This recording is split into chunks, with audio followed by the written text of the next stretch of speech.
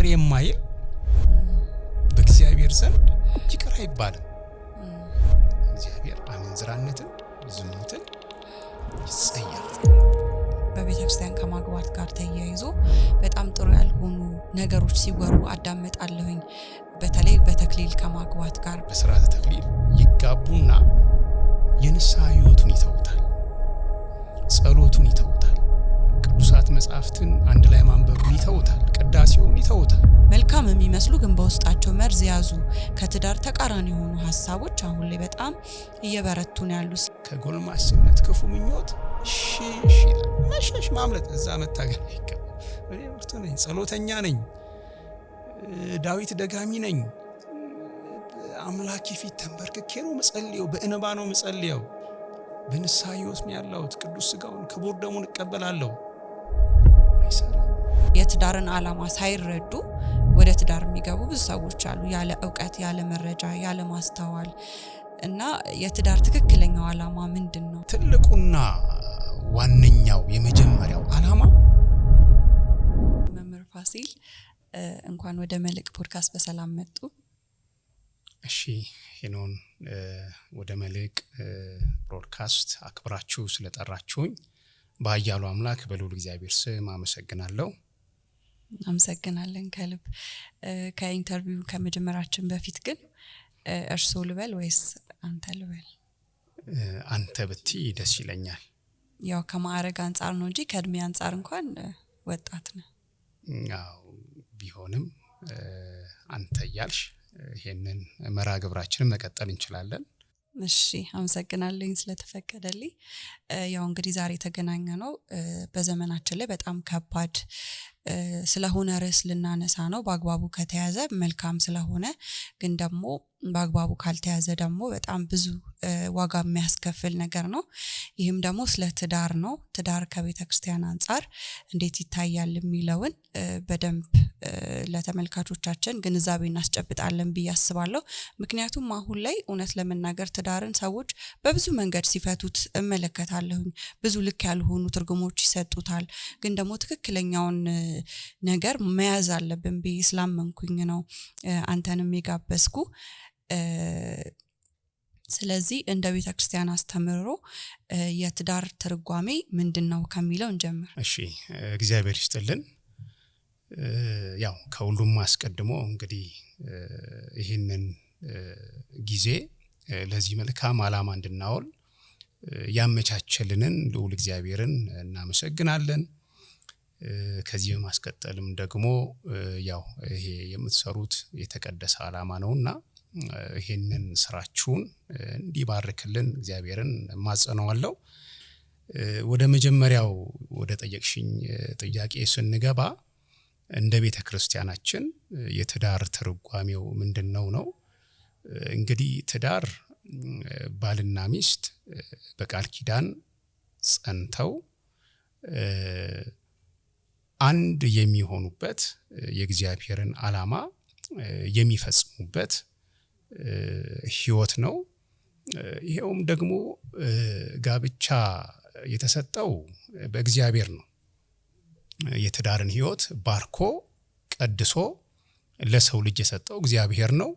የመጀመሪያዎቹ ተጋቢዎች ደግሞ አዳምና ሔዋን ናቸው። እግዚአብሔር በዘፍጥረት መጽሐፍ ስንመለከት ወንድና ሴት አድርጎ ፈጠራቸው ይላል። ብዙ ተባዙ ምድርን ሙሏት። ስለዚህ ትልቅ ሚኒንግ ያለው ነው፣ ትልቅ ትርጉም ያለው ነው። በቤተ ክርስቲያን አስተምሮ በኤፌሶን ሐዋርያው ቅዱስ ጳውሎስ በኤፌሶን መልእክቱ ምዕራፍ 5 ቁጥር 32 ላይ ይህ ምስጢር ያለ ጥርጥር ታላቅ ነው ይላል። ምስጢር ይለዋል፣ ታላቅ ነው ይለዋል። ይሄ የአንድነት ምስጢር ነው። ሰው አባቱንና እናቱን ይተዋል፣ ከሚስቱም ጋር ይተባበራል። እንዴት ያለ ታላቅ ቃል ነው! እንዴት ያለ ግሩም ቃል ነውና ትልቅ ምስጢር ይለዋል። ምስጢር ሲባል ያው ድብቅ ያለ ሽሽግ ያለ እንዲህ ይላል፣ እንቆቻችሁን ለውሾች አትጣሉ ይላል የእግዚአብሔር ቃል። ለምን? ያከብሩታል? አያከብሩትም። ይንቁታል፣ ያንቋሽሹታል፣ በእግራቸውም ይረግጡታል። ስለዚህ ይሄም ታላቅ ምስጢር፣ የአንድነት ምስጢር በጋብቻ ውስጥ ያለው ይሄ ዓላማ ለገባቸው የእግዚአብሔር ስጦታ መሆኑ ለተረዱ ለከበሩ ለእግዚአብሔር ልጆች የሚነገር ስለሆነ ምስጢር ይባላል። ምስጢር ለማን ነው የሚነገረው? ለወዳጅ አይደል? ለምናምነው ሰው፣ ለቅርብ ሰው። ያ ስለሆነ ይህ ምስጢር ያለ ጥርጥር ታላቅ ነው። የአንድነት ምስጢር አንድ ይሆናሉ ነው። እግዚአብሔር አንድ ያደረገውን ደግሞ ሰው አይለየው። ይህ የአንድነት ምስጢር የምናገኘው በጋብቻ ውስጥ ነው ማለት ነው። ስለዚህ ትዳርና ጋብቻ እንግዲህ ከፍቺ የጸዳ ነው ማለት ነው። ጽንሰ ሐሳቡ በቤተ ክርስቲያን አሁን ስለ ጋብቻ ስለ ትዳር ስንነጋገር ፍቺ ከሚለው ጽንሰ ሐሳብ የጸዳ ነው። ይሄ አሁን በግብፃውያን ተሞክሮ ዘንድ አሁን በጋብቻ ያሉ ባልና ሚስት ግጭት ይኖራል። መቼም ብዙ ውጣ ውረዶች አሉና ግጭት ሲፈጠር ባልና ሚስቱ ቁጭ ብለው በመጨቃጨቅ አይደለም፣ ዱላ በማንሳትም በመደባደብም አይደለም። ቁጭ ብለው ይነጋገራሉ። ከዛ በፊት ግን እግዚአብሔርን ያስቀድማሉ። ለጸሎት ተንበርክከው ይጸልያሉ። ለምን? በሰከነ አእምሮ ያንን የተከሰተውን ችግር መፍታት ይችሉ ዘንድ ማለት ነውና ጸሎት አድርገው 90% ይፈቱታል ማለት ነው። እንዲያው ከነሱ አቅም በላይ ከሆነ 9%ን ወደ መምህረ ንስሐቸው ይመጣሉ። አባታችን ይሄንን ነገር እንደዚህ አይነት ነገር ገጥሞናል፣ በትዳራችን ተቸግረናል፣ ስለዚህ የእርሶ ምክር ያስፈልገናል። እኛ ብዙ ሄድን፣ ብዙ መንገድ በራሳችን ግን ልንፈታው አልቻልንም። እኚህ የንስሐ አባት ደግሞ በተሞክሮም በህይወት ልምድም ብዙ ያዩ ናቸው። ከተሞክሯቸው በጸሎትም እነኝን ተጋቢዎች ይረዷቸዋል። 9%ን የንስሐ አባት ይፈታል። ከንስሐ አባታቸው በላይ ከሆነ 1%ን የአካባቢው ሊቀ ጳጳስ ይመጣሉ ሳይንቁ። ይሄንን ቤት ለመገንባት ማለት ነው፣ እየፈረሰ ነው። ያንን ለመገንባት ሊቀ ጳጳሱ ይመጣል። አስባችሁታል? አንድን ቤት ለማዳን ያ ቤት ፈረሰ ማለት ያ አጥቢያ አንድ ነፍስ አጣ ማለት ነው፣ 2 ነፍስ አጣ ማለት ነው። ልጆች አሉ በዛ ላይና ትልቅ ትኩረት ነው የሚሰጡትና ሊቀ ጳጳሱ መጥቶ ይፈታዋል። አንድ ላይ ሄደው ነው፣ በቃ አንድ ላይ እጅ ለእጅ ተያይዘው ሄደው ተመክረው ተደስተው እንግዲህ ተቃቅፈው እግዚአብሔርን እያመሰገኑ ይመለሳሉና ይሄም ያው በኢትዮጵያ እስከ ግራኝ አህመድ ወረራ ዘመን ድረስ ነበር። ፍቺ የሚባለው ነገር አይታሰብም። ከዛ በኋላ ግን ይሄ የምናየው ነገር ፍቺን እንደቀላል መቁጠር እየበዛ መጣ። ሌላው በቅድስት ቤተክርስቲያን ጋብቻ የሚፈጸምበት ስርዓት አለው። ይሄውም ምስጢረ ተክሊል ይባላል። እንግዲህ ምስጢረ ተክሊል ትልቅ ስርዓት ነው። አንድ ወንድና አንዲት ሴት ራሳቸውን ለእግዚአብሔር የሰጡ በእምነት በስነ ምግባር የጎለመሱ ይመጣሉ። ያው በዛ ቀን ቃል ኪዳን ሲፈጸም ሁለቱ አብረው ነው የሚቀመጡት፣ ወንዱም ሴቷም። ምን አይነት ልብስ ይለብሳሉ? ሙሽሮች ናቸውና ነጭ ልብስ ይለብሳሉ። ለጣታቸው ቀለበት ያደርጉላቸዋል። አንድ መስቀል ሁለቱንም ያስጨብጧቸዋል። ከዛስ ያንን የክብር አክሊል በራሳቸው ላይ ካህኑ ያደርግላቸዋል ማለት ትርጉም አለው። ራሱን የሆነ የሚያሳየው ነገር አለ። እንግዲህ ነጭ ልብስ የሚለው ልጅነትን ነው የሚያሳየው። የማንን ልጅነት? የእግዚአብሔር ምርጥ ልጆች መሆናቸውን፣ ያንን ልጅነታቸውን ያሳየናል ማለት ነው። ቀለበት የሚለው ደግሞ ሃይማኖትን፣ ቀለበት ያረጋሉ፣ ሃይማኖትን ያሳያል።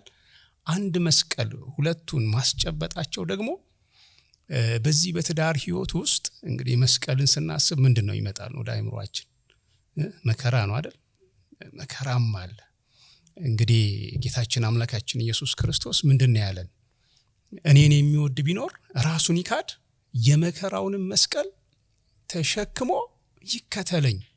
መከራ አለው በመስቀል ላይ እነዛን ችንካሮቹን በጦር መወጋቱን ምንም እንኳን ለኛ ጥቅም የዘላለም ህይወት ማግኘት ቢሆንም መከራውን በቃ ራሱን ይካድ የመከራውን መስቀል ተሸክሞ ይከተለኝ ይላልና በትዳር ህይወትም ብዙ መከራ ይገጥማል።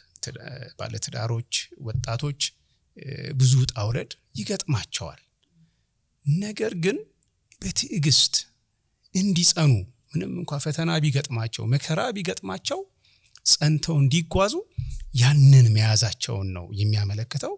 በመጨረሻም ያ የክብር አክሊልን ማድረጋቸው እንግዲህ መንግስተ ሰማያትን ተስፋ ምናረጋትን የዛ ምሳሌ ነው ማለት ነው። በዚህ ህይወት ጸንተው የማንን መንግስት ይወርሳሉ? የእግዚአብሔር ልጅነት ልጆቹ ተብለዋልና ይሄ ሁሉ ትርጉም ያለው ነው። በአጭሩ ሰፊ ነው፣ ተርጓሚው ብዙ ነው። በሊቃውንቱ በአዲሳት በብሉያት ተብሎ ብዙ ይብራራል፣ ግን በአጭሩ ይሄን ይመስላል። አዎ ከዚህ ጋር ተያይዞ ያለኝ ጥያቄ በንስሐስ በቁርባን የሚጋቡት በቤተክርስቲያን ስነ ስርዓት ማለት ነው? አዎ እሺ አመሰግናለሁ።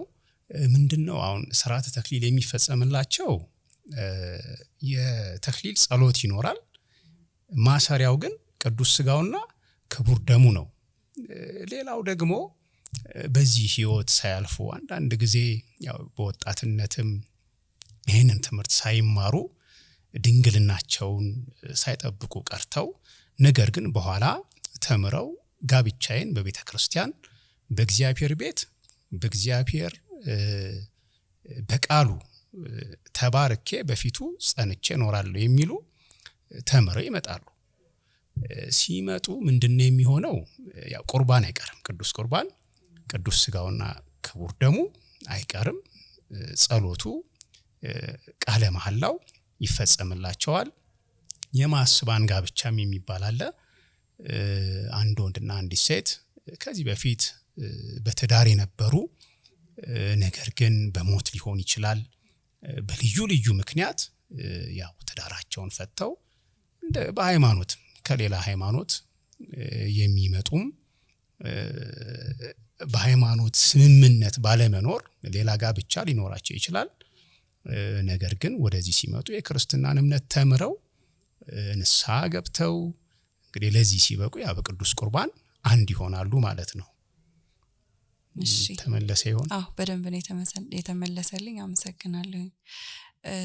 ከጋብቻ በቤተክርስቲያን ከማግባት ጋር ተያይዞ በጣም ጥሩ ያልሆኑ ነገሮች ሲወሩ አዳምጣለሁኝ። በተለይ በተክሊል ከማግባት ጋር ብዙ ፈተና ይኖርበታል ትዳሩ የሚል የተሳሳቱ ነገሮች ሰማለሁኝና እርሱ እንዲጠራ ስለምፈልግ ነው ይሄንን ጥያቄ የምጠይቀው።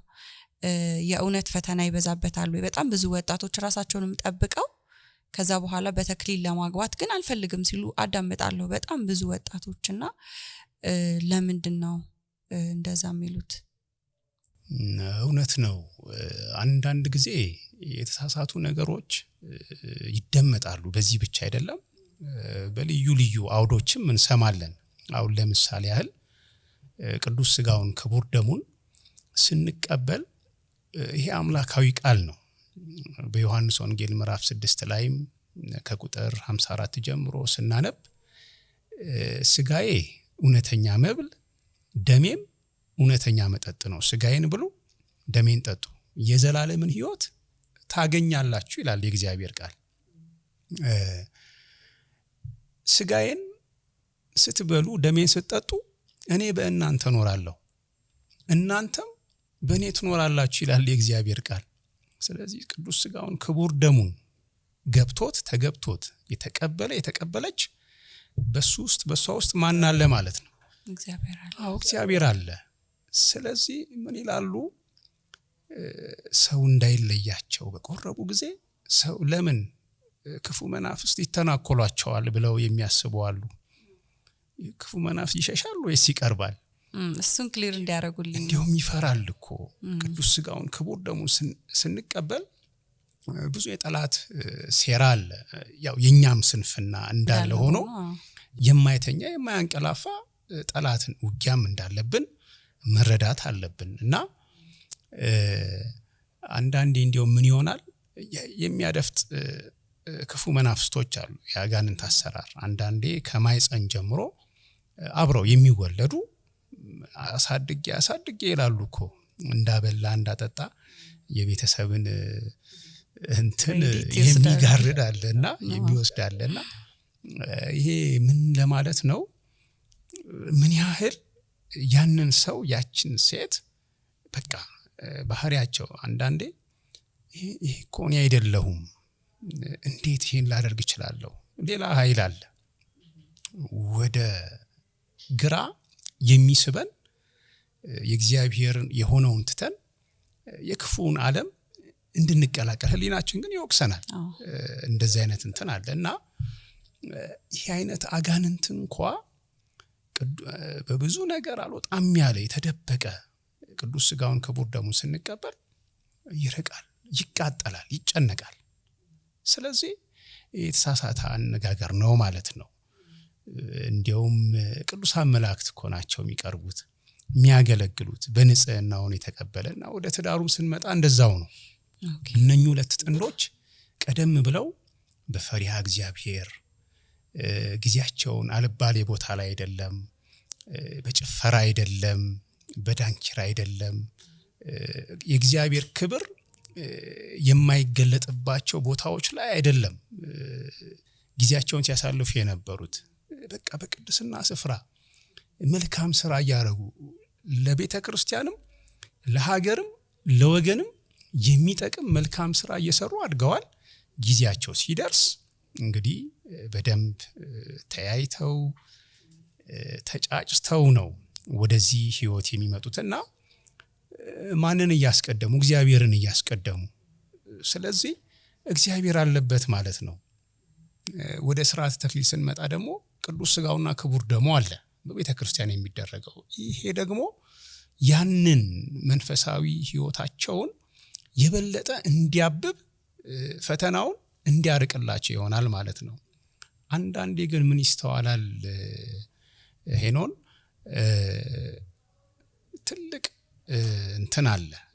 አሁን በሥርዓተ ተክሊል ይጋቡና የንስሐ ህይወቱን ይተውታል፣ ጸሎቱን ይተውታል፣ ቅዱሳት መጻሕፍትን አንድ ላይ ማንበቡን ይተውታል፣ ቅዳሴውን ይተውታል።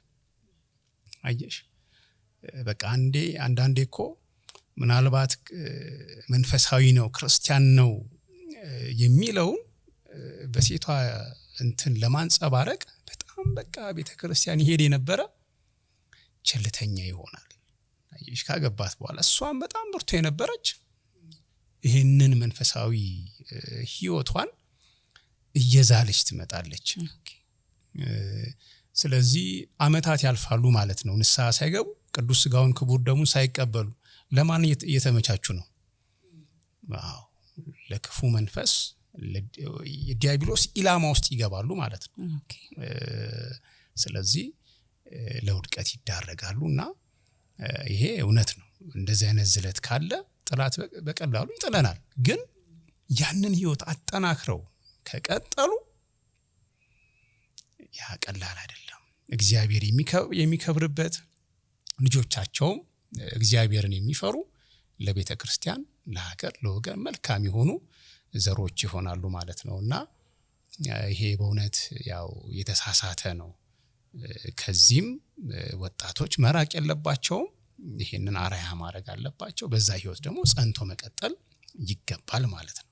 ያው ትዳር በራሱ እግዚአብሔር ዲዛይን ሲያደርገው በጣም የከበረ አድርጎ ቅድምም እንዳሉት በጣም ሚስጥር አድርጎ ነውና እግዚአብሔር የሰራው መልካም ነገር ደግሞ ማበላሸት የሚያስደስተው ደግሞ አለ የክፉ ኃይል ወይም ደግሞ ሰይጣን። ስለዚህ ፈተና ትዳር ሁሉ ጊዜም ፈተና ያጣዋል ብዬ አላስብም እውነት ለመናገር።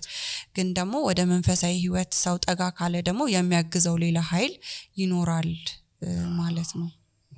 ስለዚህ ያንን የሰይጣንን ፈተና ችሎ ማሸነፍ እንዲችል አቅም ይሰጠዋል ምክንያቱም ዓለም ላይ ነው የምንኖረው የሆነ ከዓለም ፈተና ነፃ ልንሆን አንችልም ትዳር በራሱ ቅዱስ ተቋም ስለሆነ ያንን ቅዱስ የሆነ ተቋም ደግሞ ለማርከስ ሰይጣን ሁሉ ጊዜ ለተቀን ነው የሚሰራው ምክንያቱም አሁን ላይ በጣም ብዙ አጀንዳዎች ተቀርጸው ፌሚኒዝም ቢባል ለትዳር ተቃራኒ ነው የሴቶች የበላይነት የሚባለው ኢቭን የሴቶች እኩልነት የሚባለው በውስጡ ምንድነው ያለው ነው ጥያቄው ስለዚህ በጣም ብዙ መልካም የሚመስሉ ግን በውስጣቸው መርዝ ያዙ ከትዳር ተቃራኒ የሆኑ ሐሳቦች አሁን ላይ በጣም እየበረቱ ነው ያሉ ስለዚህ ሰው ወደ ፈጣሪው መጠጋት ሰው ወደ እግዚአብሔር መጠጋት ግዴታው የሆነበት ጊዜ ላይ ደርሰናል ሌላኛው ጥያቄ ትዳር በብዙ ዓላማ ይመሰረታል ብዙ ሰዎች ትክክለኛ ባልሆነ ሪዝን ትዳርን ሲመሰርቱትና ብዙም ደግሞ ለካውንሰሊንግ ከሚያጋጥሙኝ ሰዎችም ተነስቼ ስናገር ለምንድን ያገባችሁት ብዬ ስጠይቃቸው ኢቭን ሪዝኑን እንኳን ማያውቁት ወይ በስሜት ተነሳስተው ሊሆን ይችላል ወይ በቤተሰብ ወይ ገንዘብ ፍለጋ ወይ ጓደኞቻቸው ስላገቡ ብቻ ብዙ አይነት ሪዝን ኖሯቸው ከዛ የትዳርን ዓላማ ሳይረዱ ወደ ትዳር የሚገቡ ብዙ ሰዎች አሉ ያለ ዕውቀት ያለ መረጃ ያለ ማስተዋል እና የትዳር ትክክለኛው ዓላማ ምንድነው እውነት ነው ይሄም በጣም ወሳኝ ጥያቄ ነው ይሄንን ዓላማ ስንረዳ ነው ወደ ትክክለኛው ግባችንም የምንሄደው ማለት ነው ሁሉም በዚህ ሂደት ውስጥ ያለም አካሄድ ግቡን ይመታል እንግዲህ እንደ ትዳር ዓላማ ተብለው የተቀመጡ አሉ ትልቁና ዋነኛው የመጀመሪያው ዓላማ የእግዚአብሔር መንግስት መውረስ ነው የትዳር ትልቁ ዋነኛው ዓላማ የማን መንግስት መውረስ የእግዚአብሔር መንግስት መውረስ ያቺ መንግስት ደግሞ የማታልፍ ነች ያቺ መንግስት በአይን ያልታየች በጆሮ ያልተሰማች በህሊና ያልታሰበች እግዚአብሔር ለወዳጆቹ ያዘጋጃት ምርጥ ቦታ የብርሃን ቤቶች ያሉበት በቃ አይምሮ አይደለም ሊገልጸው በቃ ሊያስበው እንኳን የማይችሉ ነገሮች ያሉባት እግዚአብሔር ልጆቼ እያለ እኛ ደግሞ አባት እያለን እንዴት መታደል ነው ስለዚህ ትዳር እንግዲህ በመልካም ተጀምሮ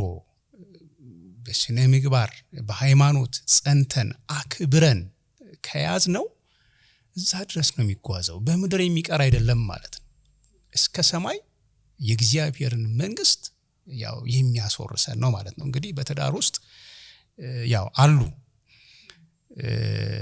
የመጀመሪያው በዘፍጥረት ምዕራፍ 2 ቁጥር 18 ላይ እንዲህ ኮነ የሚለው እግዚአብሔር ምን ያክል እኮ በአርአያው በመልኩ በምሳሌው የፈጠረውን ሰው ምን ያህል እንደሚወደው የሰው ልጅ ክቡር ነው ምንም እንኳን በአንዳንድ ሁኔታዎችና ግዚያቶች ክቡር የሆነው ሰው ያንን ክብሩን ተነጥቆ እንደ እንስሳ አይደለም ከእንስሳ አንሶ የምናይበት አጋጣሚ አለ በእውነት እኔ ያሳዝነኛል አንዴ የናሽናል ጂኦግራፊ ስመለከት የሆነች እንስሳ ነች እና እንደ ፍየል የምትመስል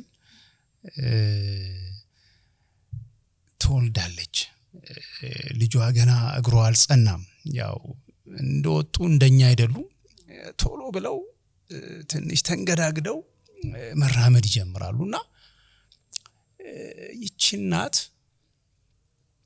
በአውሬ ተበላች ልጅየው ከሩቅ ሆና ታያለች እናትና ልጅ ይተያያሉ ምን ያህል በቃ ልጅ እግዚአብሔር ያሳድግሽ እያለች የምትመርቃት ነው ይመስለውና አየች ልጅቷ አያየች እናቷ በአውሬ ተበላችባት እኔንም እንዳይበሉኝ ብላ ያው በሐዘን መሮጥ ጀመረች እንግዲህ እና ለምን እንደተቀላቀለች ያየችው ክስተት ይሄንን ነውና ስትሮጥ እንደገና ሌላ አንበሳ ነብርም ጭምር ይከታተሏት ጀመር ይገርምሻል አንድ አንበሳ መጣ ያንን ነብር እንዴት አርጎ እንደተከላከለላት በቃ አስጣላት ያን ብቻ አይደለም ሄዳ ተሸሸገች አንበሳው ስር። አውሬ ነው፣ ጨካኝ ነው፣ ገዳይ ነው። በቃ ሄዶ ቁጭ ሲል አብራ ቁጭ አለች። ሌሎች አንበሶችም ሲመጡ ሊተናኮላ ሲሉ አልፈቀደም። ጨካኙ እንኳን ሩሩ የሆነበት ይሄ ልብ ግን ዛሬ ከሰዎች ጠፍቷል፣ ርቋል። እና ከየት ነው የመጣው? ልበ አምላክ ዳዊት የተናገረው መዝሙር 50 ላይ እግዚአብሔር አምላክ ሆይ ንጹህ ልብን ፍጠርልኝ፣ የቀናውን መንፈስ በውስጥ ያድስ። እንደዚህ አይነት አዲስ ልብ ያስፈልጋል። ልዩ የሆነ መረዳት፣ የቀደመውን አባቶቻችን እናቶቻችን ጸንተው የተጓዙበትን መንገድ ልንከተል ያስፈልጋል ማለት ነውና የሰው ልጅ ክቡር ነው፣ ክብራችንን ግን አጥተናል። ለዚህ ነው በኦሪት ዘፍጥረት ምዕራፍ 2 ቁጥር 18 ላይ ሰው ብቻውን ይሆን ዘንድ መልካም አይደለም፣ ክቡር ነዋ። ስለዚህ የምትመቸውን ረዳት እንፍጠርለት። የምትመቸው የምትቆረቁር አይደለም፣ እንደ ሳማ የምትለበልበዋን አይደለም። በቃ የምትመቸውን ረዳት እንፍጠርለት። ትልቅ እንትን ያለው ነውና ስለዚህ በትዳር ውስጥ ያው ብዙ ተባዙ ብሎናል። ያው ዘር መተካት፣ ልጅ መውለድ። ልጆች ደግሞ የማን ስጦታዎች ናቸው? የእግዚአብሔር ስጦታዎች ናቸው። እግዚአብሔር የሰጠንን ደግሞ እንግዲህ ያው በተለያየ ርዕስ አንስታችሁታል። የልጆች አስተዳደግ ደግሞ ራሱን የቻለ ትልቅ ርዕስ ነውና በጥበብ በሞገስ እግዚአብሔር የሰጠንን ነገር እንዲሁ ልጅ ከበላ ከጠጣ በቃ እንደፈለገ ይሁን እያልን እንግዲህ ልጆቻችንን ይሄ ተኩላው ዓለም አውሬው ዓለም ብዙዎችን እየነጠቀብን ነው። ያሳዝናል። አንዳንዴ ወላጅም ይሄን አያውቅም፣ ስለ ልጆቹ አያውቅም፣ አይረዳም። እና ያው ምድርን ያው ብዙ ተባዙ ምድርን ሙሏት ባለው ቃል መሰረት ያው አንዱ ይሄ ነው፣ መዘርን መተካ። ሌላው መረዳዳት ነው። መረዳዳት ሲባል ብዙ ዓለም እንትን ቁሳዊ ነው የሚያደርገው። አንዳንዴ የትዳር መስፈርትንም እኮ ስንመለከት ቤተሰብም ማዬ አባዬ ላገባ ነው እንግዲህ ጓደኛዬን ተዋወቁት ወይ ተዋወቋት ምንድነው የሚባለው? ምን አለው ምን አላት? በሚያሳዝን ሁኔታ በቃ ልጆችን መሸጥ እኮ ነው ይሄ። አሁን ሰው በገንዘብ በቁስ እየተለዋወጠ ነው ማለት ነው። ይሄ ምን አይነት አንድነት ነው? ምን አይነት ህብረት ነው? እግዚአብሔር በእውነት በዚህ ይከብራል? አይከብርም።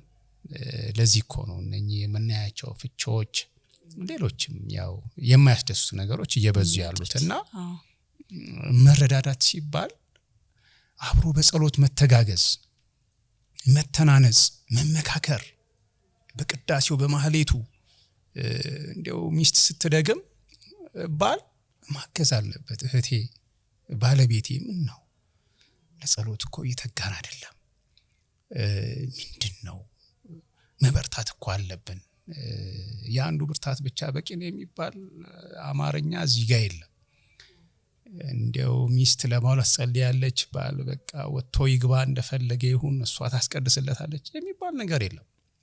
ሁለቱ ወደ አንድ መምጣት አለባቸው፣ መተናነጽ አለባቸው፣ እኩል መበርታት አለባቸው። አንዱ የሚተኛው የሚያንቀላፋው የበረታውን ይጎትተዋል፣ ይስበዋል። ኔጌቲቭ ኢነርጂ ብዙ ጊዜ አንዳንዴ መሳብ እንትን አለው። በጣም ብርቱ እጅግ በቃ ጠንቃቃ ካልሆኑ በስተቀር ማለት ነውና በመንፈሳዊ ህይወት መረዳዳት ያስፈልጋል። ያ ሲሆን የትዳርን ዓላማ የማንን መንግስት መውረስ? የእግዚአብሔር መንግስት መውረስ ያንን ያሳካልናል በንስሐ ህይወት በቅዱስ ስጋው በክቡር ደሙ። ያ ደግሞ ይገለጣል እኮ አካባቢ ያለ ሰው እንዴ እንደነከሌ ትዳር እንዴ ትዳራቸው ደስ ይላል። ይሄ ማለት ለታይታ አይደለም። እኔ ሰዎች የሚሉ አንዳንዶቹ ቤታቸው ሌላ ነው ሲወጡ ሌላ ናቸው። አንዳንዴ ድራማ ይመስላል። ይሄ መሆን የለበትም በትዳር። በቃ እውነት ቤት ያለው በቤትም በውጭም በመስሪያ ቤትም በጎረቤትም በቃ በቤተ ክርስቲያንም ተመሳሳይ የተመሰገኑ መሆን አለባቸውና ይሄ መረዳዳት የሚባለው ከዝሙት ለመጠበቅ ያው ከ10 ትእዛዛት አንዱ ምንድነው አታመንዝር ነውና ይሄ ከባድ ነገር ነው። ጠላት ዲያብሎስ ዛሬ ትውልዱን እያሸነፈበት አቅም አልባ ሽባ እያረገበት ካለው ዋነኛ ቀስቱ አንዱ ዝሙት ነው። በዝሙት በአመንዝራነት ትውልዱን በቃ መግደል፣ ያገቡትንም ያላገቡትንም በቃ እቺ ሰርቆሻለችና ጥሩ ያልሆነውን ነገር ለትውልዱ ማለማመድ። ለዚህ ደግሞ ቅድም ያልሻቸው እነዚህ ሶሻል ሚዲያዎች፣ ፊልሞቻችን፣ ቪዲዮዎቻችን ያንን ነው የሚያሳዩንና ይሄንን ደግሞ ሰለጠንኩ ተማርኩ የሚለው ትውልድ በተለይ ከምዕራባውያን የሚመጣውን ምንም እንትን ሳንሱር ሳያረግ እንደወረደ የምንቀበልበት ጊዜ አለ። ይሄ ደግሞ ለስብራት ለውድቀት ዳርጎናል።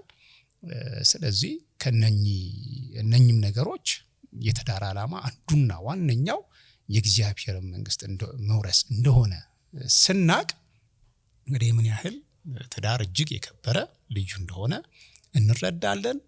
እግዚአብሔር የሰጠንም እንደሆነ ስናቅ የእግዚአብሔርን ስጦታ አክብረን እንይዛለን፣ እንጠብቀዋለን ማለት ነው። ከመንፈሳዊ ህይወት ጋር ተያይዞ ቀደምም አንስተውታል። የግል መንፈሳዊ ህይወት አለ፣ እንደገና የጋራ መንፈሳዊ ህይወት አለና አንዱን ማበረታት ሲኖርበት ደግሞ ኔጌቲቭ ኢነርጂ የበለጠ ይስባል ብለናል።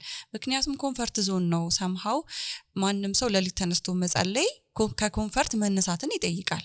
ለሊት መነሳት ከእንቅልፍ ማቋረጥን ይጠይቃል። ስለዚህ እርስ በርስ ለመበረታታት በጣም ኔጌቲቭ የበዛ እንዳይሄድ እርስ በርስ መተናነጽ ያስፈልጋል። አንዱን እንዲያነጽ፣ አንዱ ለአንዱ ምቹ እንዲሆንና ረዳት መሆን እንዲችል ነው፣ መተጋገዝ እንዲችል ነው። ያው የሚስት ኃላፊነት ቢሆንም ምቹ ረዳት መሆን ግን ደግሞ ባልም በመንፈሳዊ ህይወት መርዳትና ማገዝ አለበትና ለየብቻ በጣም ያላቸው ነገር ጥሩ ሆኖ ግን በጋራ ደግሞ ጥሩ ባይሆን እሱስ ምን ምልከታ ይኖረዋል?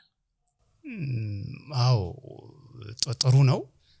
በተለይ ይሄ የግል መንፈሳዊ ህይወት ያው ጋብቻው ላይ የሚያሳድረው ተጽዕኖ አሁን ይሄን በሁለት ማየት እንችላለን።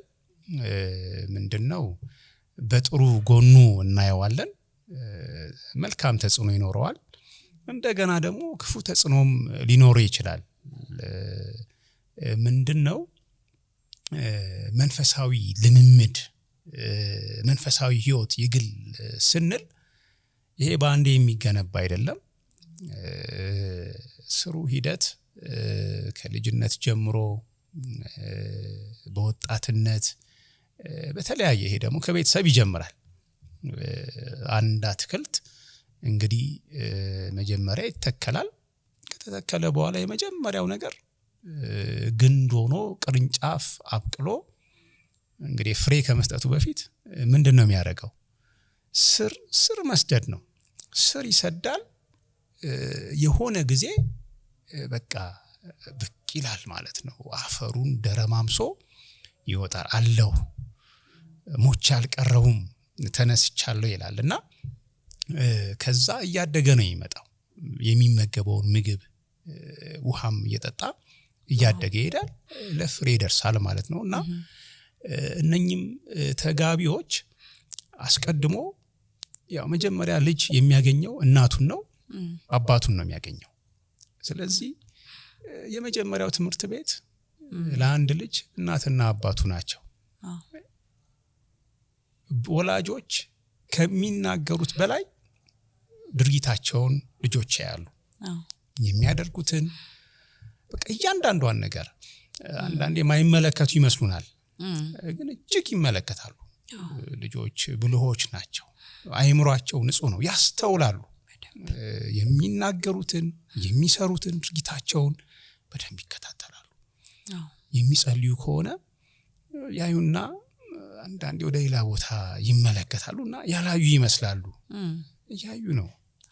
የሚነገረውም ድምጽ እየሰሙ ነውና በዚህ ህይወት በመልካም እንግዲህ በጸሎት ቤተክርስቲያንም ወስደው ወንጌል ሲነበብ በቅዱስ ሥጋው በክቡር ደሙ ያው ከናፍሮቻቸው በቃ ሲዋሃድ ከሰውነታቸው ማይጠንቱን ያንን ዝማሬውን ምስባኩን እየሰሙ እያዩ ያድጋሉ። እንደዚህ ያደገ ልጅ አደግ ሲል ደግሞ ሰንበት ትምህርት ቤት አለ። በሰንበት ትምህርት ቤት ደግሞ ወጣቶች እንደየእድሜያቸው ወጣንያን፣ ማዕከላውያን እንግዲህ ፍጹማን ያው በየደረጃቸው ይማራሉ። የሥነ ምግባር ትምህርት አለ፣ የቤተ ክርስቲያን ትምህርት አለ፣ የመጽሐፍ ቅዱስ ጥናት አለ። እነዚህ መሰረታዊ የሆኑ አሁን እንዲያውም የጋብቻ ትምህርትም አለ። በጣም ሊበረታታ የሚገባው ነገር ነውና ቅድመ ጋብቻ ትምህርት፣ እጮኝነት ምንድነው፣ መተጫጨት ትክክለኛውስ ጊዜ ለዚህ ምንድነው የሚለውን ሰንበት ትምህርት ቤት አያለሁ፣ አስተውላለሁ። በስፋት መሰረት አለበት። እውነት የሃይ ስኩል ናቸው ገና ወይ ዩኒቨርሲቲ ናቸው፣ ይሄ ትምህርት አይመለከታቸውም ብለን የሆነ ጊዜ ከጠፉ በኋላ የምናደርገው ሩጫ ውጤት አልባ ይሆናል ማለት ነውና በደንብ ይሄንን ትምህርት ማበረታታት ያስፈልጋል። ተምረው ይመጣሉ። የግል መንፈሳዊ ህይወታቸውን እየተለማመዱ እንግዲህ በተግባርም እየፈጸሙት ነው የሚመጡት። ከነዚህ ሰዎች ታማኝ ናቸው፣ ስነ ምግባር አላቸው። በማንኛውም ሰዓት የሚያውቁትን ብቻ አይደለም የማያውቁትንም ሰው እናት አባቶችን ይረዳሉ። ለመልካም ስራ ፈጣን ናቸው። በንስሐ በቅዱስ ሥጋው በክቡር ደሙ ያሉ ናቸውና ወደ ትዳር ወደ ጋብቻ ሲመጡ ያ ልምምድ በቃ ጎልቶ ይመጣል። አሁን ትልቅ ኃላፊነት ነው። ባልም ትልቅ ኃላፊነት ሊሸከም ነው፣ ሚስትም ትልቅ ኃላፊነት ልትሸከም ነው። በፊት ወንደላጤ ሴተላጤ እንደነበሩት አይደለምና ወደ ጋብቻ ሲመጣ ኃላፊነት ነው። ያንን ኃላፊነት ደግሞ ለመሸከም ተገቢ የሆነ ጫንቃስ አለን ወይ አዳብረናል ወይ የሚለው ትልቅ ሊሰመርበት የሚገባ ነውና ይሄ መንፈሳዊ ልምምድ ያንን ትዳር ያጎመራዋል፣ ልዩ ያደርገዋል። ከዛ እንደገቡ የሚዘናጉ አይደሉም። ሚስቴ እስኪ እንጸልይ፣ ሁሉ ጊዜ መጸለይ ያለብን አብረው በተናጠል አብረው የጸሎት ክፍል ያስፈልጋል በቤታቸው። ትንሿ ቤተክርስቲያን ትባላለች። ያው ትልቁ አለ ህንጻ ቤተክርስቲያኑ አለ፣ የእግዚአብሔር ክብር የሚገለጥበት። እንዲያውም እኮ ጌታችን ኢየሱስ ክርስቶስ በሰለሞን ቤተ መቅደስ አንድ ሲገባ ብዙ ጊዜ ያው ይሄዳል፣ ያስተምራል። ሐዋርያቱም እንደዛው። የሆነ ጊዜ ግን ቤተ መቅደሱ በነጋዴዎች፣ በሻጮች፣ በለዋጮች በቃ ተሞልቶ የንግድ ስፍራ መስሏል። ምንድነው ያደረገው? ጅራፍ አነሳ። ከዛስ እየገረፈ ከብቶቹ እርግቦቹን ቀስ ብሎ በለው አውጡ። ቤቴ የጸሎት ቤት ትባላለች፣ እናንተ ግን የወንበዴዎች ዋሻ አደረጋችኋት። ንጉሥ ሰለሞንም ያንን ቤት እንግዲህ ሰርቶ በፈጸመ ጊዜ በዚህ ቤት የሚጸለየውን ጸሎት አይኖቼ ለዘላለም ይመለከታሉ፣ ጆሮዎቼም ለዘላለም ያደምጣሉ።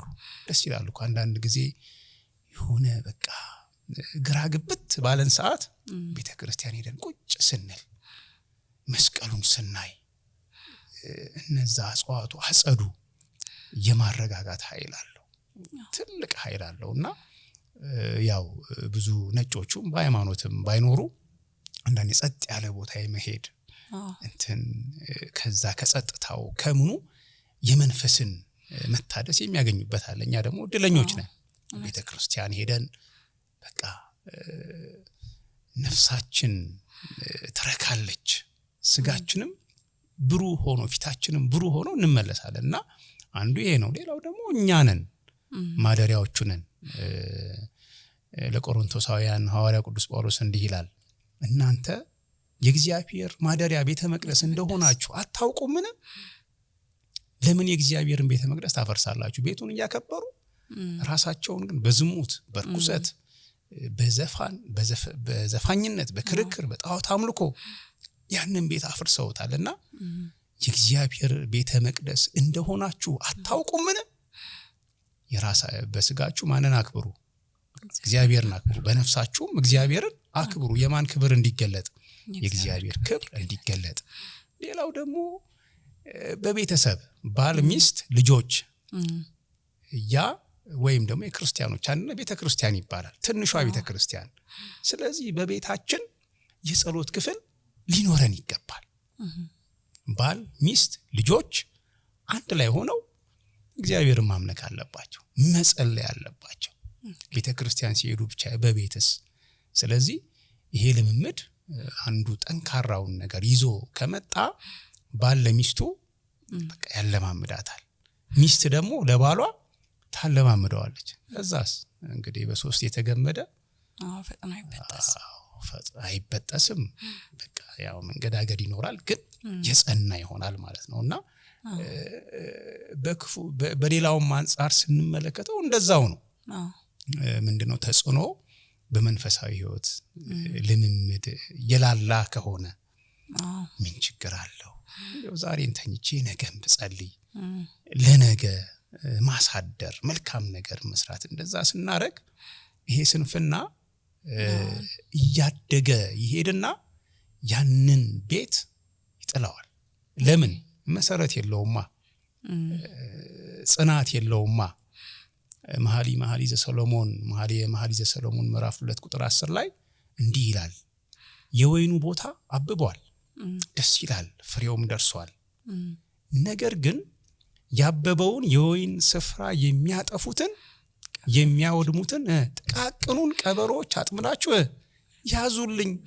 ጥቃቅን ቀበሮች እንግዲህ አየህ፣ ጥቃቅን የምንላቸው ነገሮች ይሄንንም ቤት የትዳር ህይወት ሊያፈርሱ ይችላሉና ያው ተጽዕኖ በሁለት ነው ማለት ነውና በመልካሙም አለ በክፉም አለና ያው መልካሙን መያዝ ያስፈልጋል። መንፈሳዊ ልምምድ ደግሞ እንደዚህ ከፍ ሲል ጥሩ ነው። እውነት ነው። ያው ፈተና የበዛበትም ዓለም ላይ እንደመሆናችን መጠን መንፈሳዊ ነገራችንን ማጠንከራችን ጥሩ ነው ብዬ አስባለሁ። እና ደግሞ የሆነ ሌላ ሜን አካል እንዳለ ለምሳሌ እግዚአብሔር ያኛል ሲል አንድ ሰው እና ሳይል የተለያየ ነገር ነውና መንፈሳዊ ህይወት በጣም እየጠበቀ ወይም ጥሩ ጎን ላይ ጥሩ ሁኔታ ላይ ሲሆን የሰው ልጅ የትም ቦታ ቢሄድ እግዚአብሔር እንደሚያየው ያውቃል። ሶ በጣም ሪስፖንሲቢሊቲ ይሰማዋል እያንዳንዱ ለሚያደርገው ነገር። ግን ከመንፈሳዊ ህይወት በጣም እየሸሸየ ራቀ በሄደ ቁጥር ብዙ የኃጢአት ልምምዶችን ለመለማመድ በትዳር ማውን ለምሳሌ ቺቲንግ ሲባል ሚስት አታይም ወይ ባል አያይም፣ ግን እግዚአብሔር ያኛል ብለው አልታውቱም ያንን ነገር። ስለዚህ ይሄ የመንፈሳዊ ልምምድ መቀነስ ብዙ ትዳር ላይ ራሱ የሚመጡ ችግሮችን የበረቱ ወይም ደግሞ የከፋ ችግር እንዲፈጠር የማድረግ ትልቅ አቅም አለውና እንዲህ ዝም ብሎ የሚታለፍ ነገርም አይደለም። ሌላ ማንሳት የምፈልገው በኤፌሶን በመጽሐፍ ቅዱስ ላይ በኤፌሶን 5:22 ላይ ተቀመጠ አንድ የእግዚአብሔር ቃል አለ። ባል ሚስቱን መውደድ እንዳለበትና ሚስት ደግሞ ለባሏ መገዛት እንዳለባት። ብዙ ጊዜ ሰዎች በጣም በተሳሳተ መንገድ ለራሳቸው ለስጋዊነት በሚመች መልኩ ሲተረጉሙት እመለከታለሁኝና በደንብ ትክክለኛው ትርጉም የትኛው ነው የሚለውን መጠየቅ ፈልጋለሁ። አዎ ይሄ እውነት ትንሽ አነጋጋሪ የሆነ ነው። ኤፌሶን መልእክት ምዕራፍ 5 ላይ ያለው እውነት ነው። እንዲህ ይላል፣ ሚስቶች ሆይ ለጌታ እንደምትገዙ ለባሎቻችሁ ተገዙ ይላል። ለምን? ቤተክርስቲያን ለማን እንደምትገዛ? ለክርስቶስ እንደምትገዛ። ክርስቶስ ደግሞ ቤተክርስቲያንን እንደወደዳት ባሎች ሆይ ሚስቶቻችሁን ውደዱት። በቃ አጽንኦት ሰጥቶ ነው ሚስቶች ሆይ ያለ። ባሎች ሆይ አባታችን ሆይ አይደል የምንለው? በቃ ምን ያህል ትልቅ እንትን እንዳለው ነው የሚያሳየውና ይሄንን በመያዝ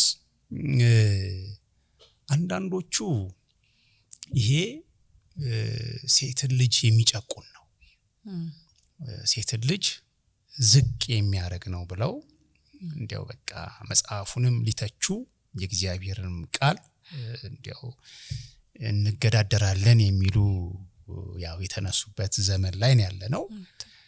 ሌሎቹ ደግሞ ይህንን ቃል ተጠቅመው እንደ ሚስት ለባል ትገዛ ብሏል። ስለዚህ እንደፈለኩ መጨቆን መበደል በቃ ፈርዖን እስራኤላውያንን ያኔ ሲገዛ እንደነበረ ያስጨነቀ ይገዛ እንደነበር እንደዛ መግዛት አለብን ብለው የሚያስቡ አሉ። ሁለቱም የተሳሳቱ ናቸው ማለት ነው። ምን ለማለት ነው ታዲያ? ሚስቶች ሆይ ለጌታ እንደምትገዙ ለባሎቻችሁ ተገዙ። እንግዲህ ክርስቶስ ለስም አጠራሩ ክብር ምስጋና ይግባው የቤተ ክርስቲያን ራስ ነው። እንደሆነ ሁሉ ይላል ባል ደግሞ የሚስት ራስ ነው ማለት ነው። አሁን እዚህ ጋር የምናየው ምንድነው? ሊቁ ቅዱስ ዮሐንስ አፈወርቅ ምን ይላል? ሁላችንም ቦታችንን እንያዝ ይላል። በእንግሊዘኛው the right person at the right place የሚባል ነገር አለ። አንዳንዴ ቦታን ሚስ ማድረግ ብዙ ዋጋ ያስከፍለናል። ምን ይላል? ሁላችን ከእግዚአብሔር የተሰጠን ቦታችንን እንያዝ። ባል የራስነትን፣ ሚስት ደግሞ ቀሪ አካልነትን። እንግዲህ ራስ አለ፣ ቀሪ ሰውነት ክፍል አለ። እንግዲህ አንድነታቸውም በዚህ ውስጥ ይታያል ማለት ነውና እስኪ ወደ ጥንተ ተፈጥሯችን እንሂድ። እግዚአብሔር አዳምን ፈጠረው። ብዙ እግዚአብሔር ደግሞ የፈጠራቸውን በሰማይ የሚበሩ በምድር የሚርመሰመሱ በባህር በውቅያኖስ የሚዋኙ እንስሶችን ጥንድ ጥንድ እየሆኑ እንግዲህ ወደ ማን ይመጡ ነበር? ወደ አዳም ይመጡ ነበር። እሱም አንበሳው ሲመጣ አንበሳ ይላል፣ ነብር እያለ እያንዳንዱን ይሰይማል ማለት ዝሆን እያለ። ዳይኖሰርም ጠፍቷል መሰለኝ። ዳይኖሰር እያለና ብዙ በምድርም እኮ ያልደረስንባቸው ኢቭን ውቅያኖስ ውስጥ እኮ ብዙ ሳይንስ ራሱ አልደረሰም ከርቀቱ የተነሳ ግን የሚንቀሳቀስ ትልቅ አካል እንዳለ ደርሰን እንዴት ብሎ ኢቭን የምድሩን እንኳን ያልደረስንበት ብዙ አለ እና ምንድነው የምናየው? ቦታን መያዝ። በቃ የባል ቦታ አለ፣ የሚስት ደግሞ ቦታ አለ ከእግዚአብሔር የተሰጠን ማለት ነው። ስለዚህ ምን ለማለት ነው ስንል ሚስቶች ሆይ ለጌታ እንደምትገዙ ለባሎቻችሁ ተጋዙ። ሚስቶች ሆይ ብሎ ሁሉንም ነው። ለባሎቻችሁ ተገዙ። ለማን እንደምትገዙ? ለእግዚአብሔር ለክርስቶስ እንደምትገዙ። አሁን ይሄ እንደ ሲል የሚያመለክተን ነገር አለ ማለት ነው። እኩልነትን አያሳይም። አንዳንዶቹ እኮ እንዴት ነው ለክርስቶስ እንደምትገዛ እንደምታመልከው ባሏን እንዴት ነው የምትገዛለት የሚሉ አሉ። እንደ የሚለው እኩልነትን አያሳይም። ሰው እግዚአብሔርን ማስቀደም አለበት በሁሉም መልኩ። ባልም ከማን በላይ? ከሚስቱ በላይ፣ ሚስትም ከባሏ በላይ እግዚአብሔርን ማስቀደም አለባቸው። ይሄንን በምን እናውቃለን? ስለኔ ብሎ ሚስቱን ይተወ፣ ስለኔ ብላ ባሏን ይተወች። እንግዲህ ይሄ ብዙ አንድምታ አለው። አንድም መጥፎ ጎዳና በሃይማኖት አንድ አለመሆን፣ ወይ ባል ወደ እግዚአብሔር ሲቀርብ ወደ ክርስቶስ አምላክ እንደሆነ ፈጣሪ እንደሆነ የዓለም አዳኝ እንደሆነ ሲያምን ሲቀበል የመከራውን መስቀል ተሸክሞ ሲሄድ፣ ሚስት ደግሞ ገና ወይ በጣዖት አምልኮ ወይ በይሁዲነት ክርስቶስን ከሰቀሉት ወገን ትሆንና መለያየት። በዚህ ጊዜ ስለ ክርስቶስ ብሎ ባል ሚስቱን ይተዋል። ሚስት ደግሞ ባሏን የተወች ለኔ ብሎ በመንግስተ ሰማያት ትልቅ ቦታ አላቸው ይላል። ይሄ ፍችን አይደለም። ይሄ ምንድነው? የማይሆን አካሄድን በቃ ለማን ማድላት እንዳለብን የሚያሳይ የሚገልጽ ነውና ለእግዚአብሔር የምናመልከው አምልኮ ይለያል፣ ልዩ ነውና ይገዙ ሲል በፈቃድ በሐሳብ በመመካከር እሱ ያለውን ባሏ ያለውን ታከብራለች፣ ለዛ ሐሳብ ተገዢ ነች ማለት ነው። ያው መገዛት ሲል ያኛውን መገዛት አይደለም። ያማ እንዴት ይሆናል? ይሄ ጭቆና መበደል የሚለው ነገር ብዙ ዋጋ ያስከፍለናል። ለምን? ሚስት እኮ የህይወቷ አጋሩ ነች፣ የልጆቹ እናት ነች። በመከራውም በደስታውም አብራ ያሳለፈች የደስታ ሁሉ ምንጭ ናች። እንግዲህ እቺን የህይወት አጋሩን ሚስቱን በፍቅር በአክብሮት መንከባከብ ያስፈልጋል እንጂ እንደ ባሪያ በፍርሃት ሰንሰለት ልግዛት፣ ሊሰራት፣ ሊጨቁናት የሚል ከሆነ ይሄ ትዳር አንድነት የለውም ማለት ነው። ስለዚህ ይሄ ከዛ መረዳት ይለያል። ለሷም ትገዛ ሲል በቃ ቤተክርስቲያን ለክርስቶስ እንደምትገዛው እንዴት ነው ቤተክርስቲያን ለክርስቶስ የምትገዛው? በቃ ራሷን አሳልፋ ሰጥታለች። እሱ አሳልፎ እንደሰጣት እስከ ሞት ድረስ የወደዳትን አምላኳን እስከ ሞት ድረስ ትከተለዋለች። በቤተክርስቲያን ደግሞ እኛ አካሎቿ አለን ማለት ነው። የቤተክርስቲያን ራሱ ያው ኢየሱስ ክርስቶስ ስለሆነ ይሄንን ነገር ነው በዛ በጭቆና እንዳትመለከቱት ለማለት ነው። እንደዚህ አስበው ያው መጽሐፉንም የሚኮንኑ አሉ። ሌላው ግን በኦሪት ዘፍጥረት ምዕራፍ 3 ቁጥር 16 ላይ እንዲህ የሚል ቃል ተጽፎ እናገኛለን። ያኔ በውድቀት ጊዜ ፈቃድሽ ወደ ባልሽ ይሁን ገዢሽም ይሆናል የሚል ቃል አለ።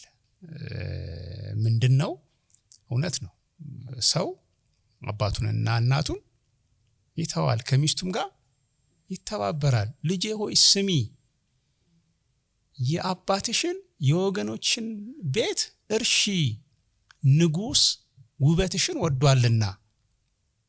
የወገኖችን የዘመዶችን ቤት እርሺ፣ በቃ ለንጉስ ተሰጥተሻል። ስለዚህ ፈቃዷ ወደ ባሏ ነው። የፈለገ ነገር ቢሆን ያው ታስቀድማለች፣ እሱ ሚላትን ትሰማለች፣ ይመካከራሉ፣ ሁሉን ነገር በአንድነት ያደርጋሉ። ሌላው ደግሞ ስለ ሚስት ብቻ አይደለም፣ ስለ ባሎችም ተጽፏል። ባሎች ሆይ ክርስቶስ ደግሞ ቤተክርስቲያንን እንደወደዳት ሚስቶቻችሁን ውደዱ። ክርስቶስ ግን እንዴት ነው ቤተክርስቲያንን የወደዳት? ይሄንን እንጠይቃለን። እንዴት ይመስልሻል ሄኖን? እንዴት ትገልጪዋለሽ? በቂ ባልነበረችበት ጊዜ አይቶ ከነድክመቷ በማሻሻል ፍቅር ወይም ደግሞ ፐርፌክት በማድረግ ፍቅር፣ ራሱን አሳልፎ በመስጠት ፍቅር፣ ህይወት በሌላት ጊዜ ህይወት እንዲኖራት አድርጎ ህይወቱን ሰጥቶ በመውደድ ፍቅር እንደዛ ወዷታል ብዬ አስባለሁ። ጥሩ ነው። አርጅታለች ብሎ መጎሳቆሏን እርጅናዋን አልተጸየፈም፣ አልናቀም። የሚገርመው እንግዲህ ያው ጌታችን አምላካችን ኢየሱስ ክርስቶስ ዓለምን ሊያድን ነው የመጣው። መድኃኒዓለም እንላለን፣ የዓለም መድኃኒት። ዓለምን ለማዳን ሲመጣ የክብር ቦታ አይደለም የጠበቀው፣ የተወለደው በከብቶች በረት ነው። ፍቅሩን ያሳያል። በቃ እንደማንኛውም እንደተራ ሰው ፍጹም አምላክ ሲሆን ፍጹም ሰው ሆኗልና በየጥቂቱ አደገ። የመከራውን ያችን ዕለት ዓርብን ደግሞ ስናስብ እንግዲህ ከዋዜማው ጀምሮ ሲገርፉት፣ ሲያዳፉት፣ ሲያንገላቱት ያንን የመሰቀያውን መስቀል እንግዲህ ዓለምን ሊያድን ለኛ ጥቅም ቸነከር ነው። ተጠማው ሲል አፍላጋትን የፈጠረ አምላክ በሰፍነግ ሆምጣጤ ሞልተን ሰጠ ነው። ምን ያህል የኛን ጭካኔ ጎኑን በጦር ወጋ ነው አይደል እንዴ? እንደዛም ሆኖ የሚገርም እኮ ነው። ምህረትን ነው ሲያደርግልን የነበረው። ፍጹም በቃ ፍቅሩን ነው የገለጠልን። እየጠላ ነው እኮ እየገደል ነው እየገረፍ ነው ሳንወደው ወደደን። ክርስቶስ ቤተክርስቲያንን እንደወደዳት እስከምን ድረስ እስከ ሞት ዛሬ ይሄ ነገር አለ ወይ? እንግዲህ ባሎችን ይመለከታል። ባሎች ይሄንን መስዋዕትነት እየፈጸማችሁ ነው ወይ? እስከ ሞት እሺ፣ እስከ ሞትን እንግዲህ ክርስቶስ አምላካችን እየጠላ ነው እየገረፍ ነው ምን እያል ነው እያሳደድ ነው። ለኛ ራሱን አሳልፎ ሰጠ ለጠላ ነው። ግን አንተ ባል ሆይ ለምትወዳት ሚስት ለልጆች እናት ለአንዲቷ ትንሽ መስዋዕትነት ከፍለሃል። ትንሽ መስዋዕትነት። ስለዚህ ይሄንን ነገር በደንብ ማስተዋል ያስፈልጋል። መጽናትም ያስፈልጋል፣ መበርታትም ያስፈልጋል። በእውነት ሚስቶችንም ይመለከታል፣ ባሎችንም ይመለከታልና በሐሳብ አንድ መሆን። ሌላው ተፈጥሯችንም እኮ አለ። እግዚአብሔር አዳምን ፈጠረው። ከዛስ በኋላ ብቸኝነቱን አይቶ ከባድ እንቅልፍን ጣለበት ይላል። ከዛስ ምንድን ያደረገው? ከጎኑ ኦፕራሲዮን አለ አይደል? ከጎኑ አንዲት አጥንት ወሰደ፣ ቦታውን በስጋ ሞላው። ከዛ ያችን አጥንት ወስዶ ምን አረጋት? ሴት አደረጋት። ልዩ አርጎ ከተፈጠረው የተፈጠረች እጅግ በቃ ቅምም አርጎ በቃ የሚገርም ነው። የሴቶች ተፈጥሮ ደግሞ አንዳንዴ ውስብስብ ነው ይላሉ የሳይንስ ባለሙያዎችምና ምንድነው ሔዋን የተፈጠረችው ከአዳም ጎኑ ነው። ከምኑ ስር? ከደረቱ ስር ካለ ከተወሰደ አጥንት። ይሄ ምንን ያመለክታል? አንደኛ ከጭንቅላት ላይ አይደለም ያ አጥንት የተወሰደው፣ ወይም ደግሞ ከወገብ በታችም አይደለም፣ ከልብ ስር። ያ ቦታ ስስ ቦታ ነው። ልብ ሞተር ነው፣ ጥንቃቄም የሚፈልግ ነው። ስለዚህ ጥበቃ ይፈልጋሉ እህቶች። በደንብ ጥበቃ፣ የመንከባከብ፣ የመምራት ቤቱን ይሄ ኃላፊነት ለወንዱ ለባል ተሰጥቷል። ይሄንን ደግሞ አብራ ይሄ እውን እንዲሆን በቃ አክቲቭሊ በንቃት ሴቷ መሳተፍ አለበት። ተፈጥሮም ጭምር ነው። አንዳንዴ እኮ እውነት ነው፣ አንዳንዴ ወንድ የሚሰራውን ሴት ትሰራለች፣ ሴቶች ደግሞ የሚሰሩትን ወንዶች ይሰራሉ። ግን የተፈጥሮ ሁኔታ አለ። አሁን ግብርና ሊሆን ይችላል፣ ጠንከር ያሉ ስራዎች። አሁን አንዳንዴ በወሊድ ጊዜ አጥንት ይሳሳል። አንዳንዴ እናያለንና ወገባቸውን አስረው ሲያርሱ በገጠራማው ክፍል፣ በሌላም ከባባድ ማሽኖችን ሲያንቀሳቅሱ እናያለን። ይሄ በቃ ወገባቸው ይጎዳል፣ ለተለያዩ በሽታዎች ሲጋለጡ እናያለን። እናት ደግሞ በዚህ አይነት ሁኔታ ማየት ይከብዳልና ወንድም እንደዛው ነው።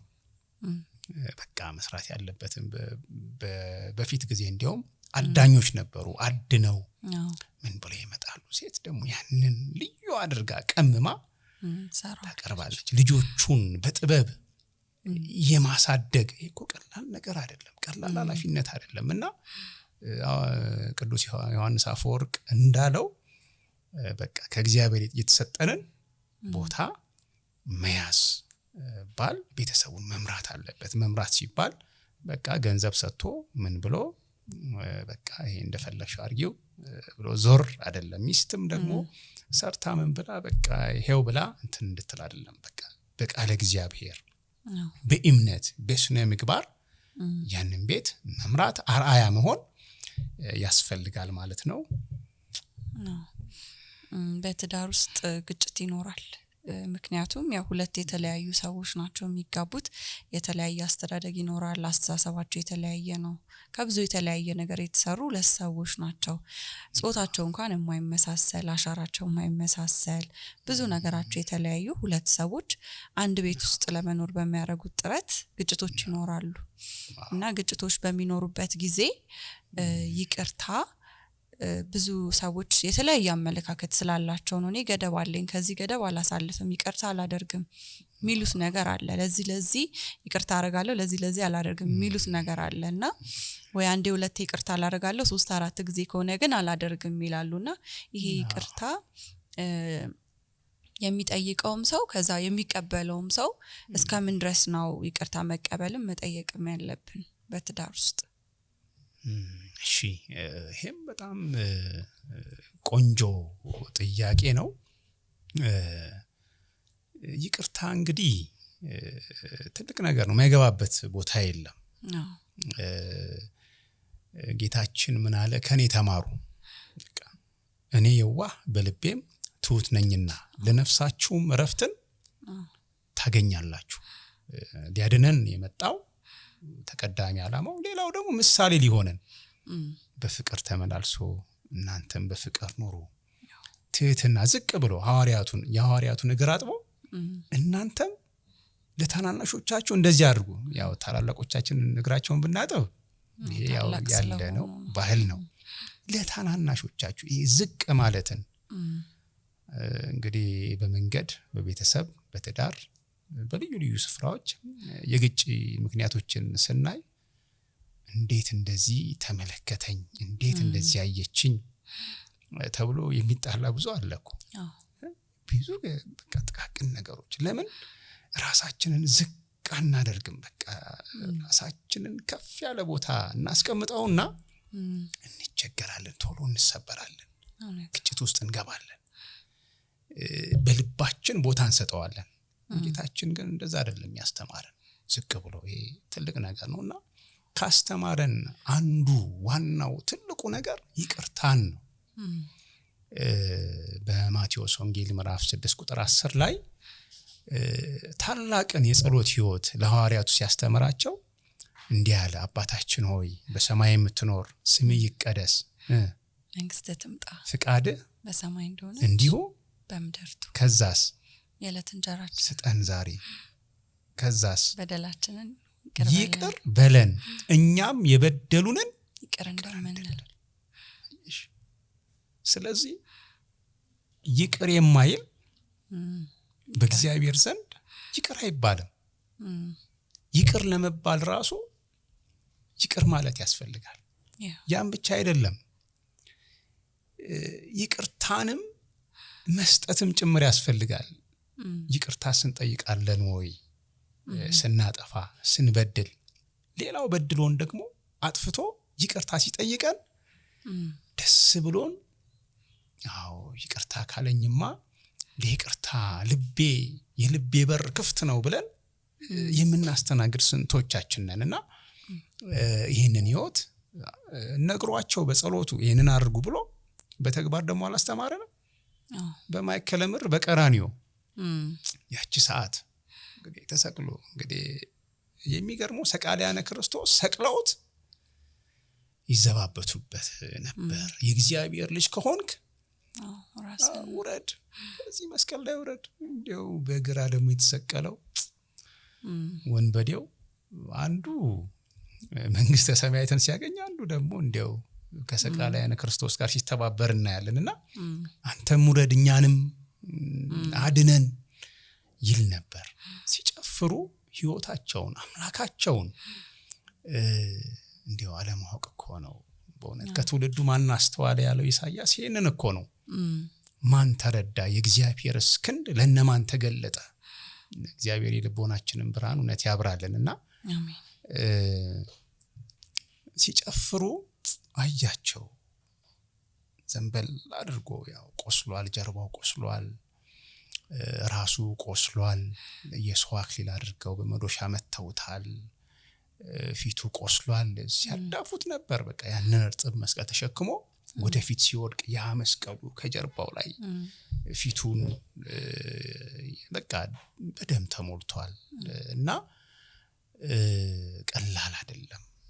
እንደዛ ሆኖ ግን አባት ሆይ የሚያደርጉትን አያውቁምና ይቅር በላቸው ደስ አይልም። በቃ ይሄ እኮ ነው ይቅርታ። ይሄ ትልቅ ቃል ነው፣ ትልቅ ኃይል ነው። ስለዚህ የይቅርታ ይሄ ቃል የይቅርታ ልብ የሌለው ሰው የማንም መንግስት አይወርስም ማለት ነው። የእግዚአብሔርም በእርግጠኝነት ይቅር የማይሉ ይቅር አይባሉም ይላል ወንጌላችን።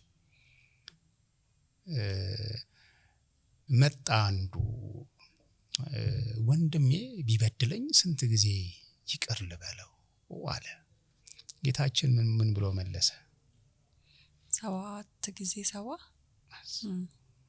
በቃ ይሄ በቃ እስከመቼው እየበደለ ያጠፋ ግን ጥፋቱን በደሉን አውቆ ከጠየቀ ይቅርታ አድርግለት፣ ይቅርታ ልብ ይኑረ ብሎታል። አሁን ይሄንን ወደ ትዳር ነው ያመጣ ነው።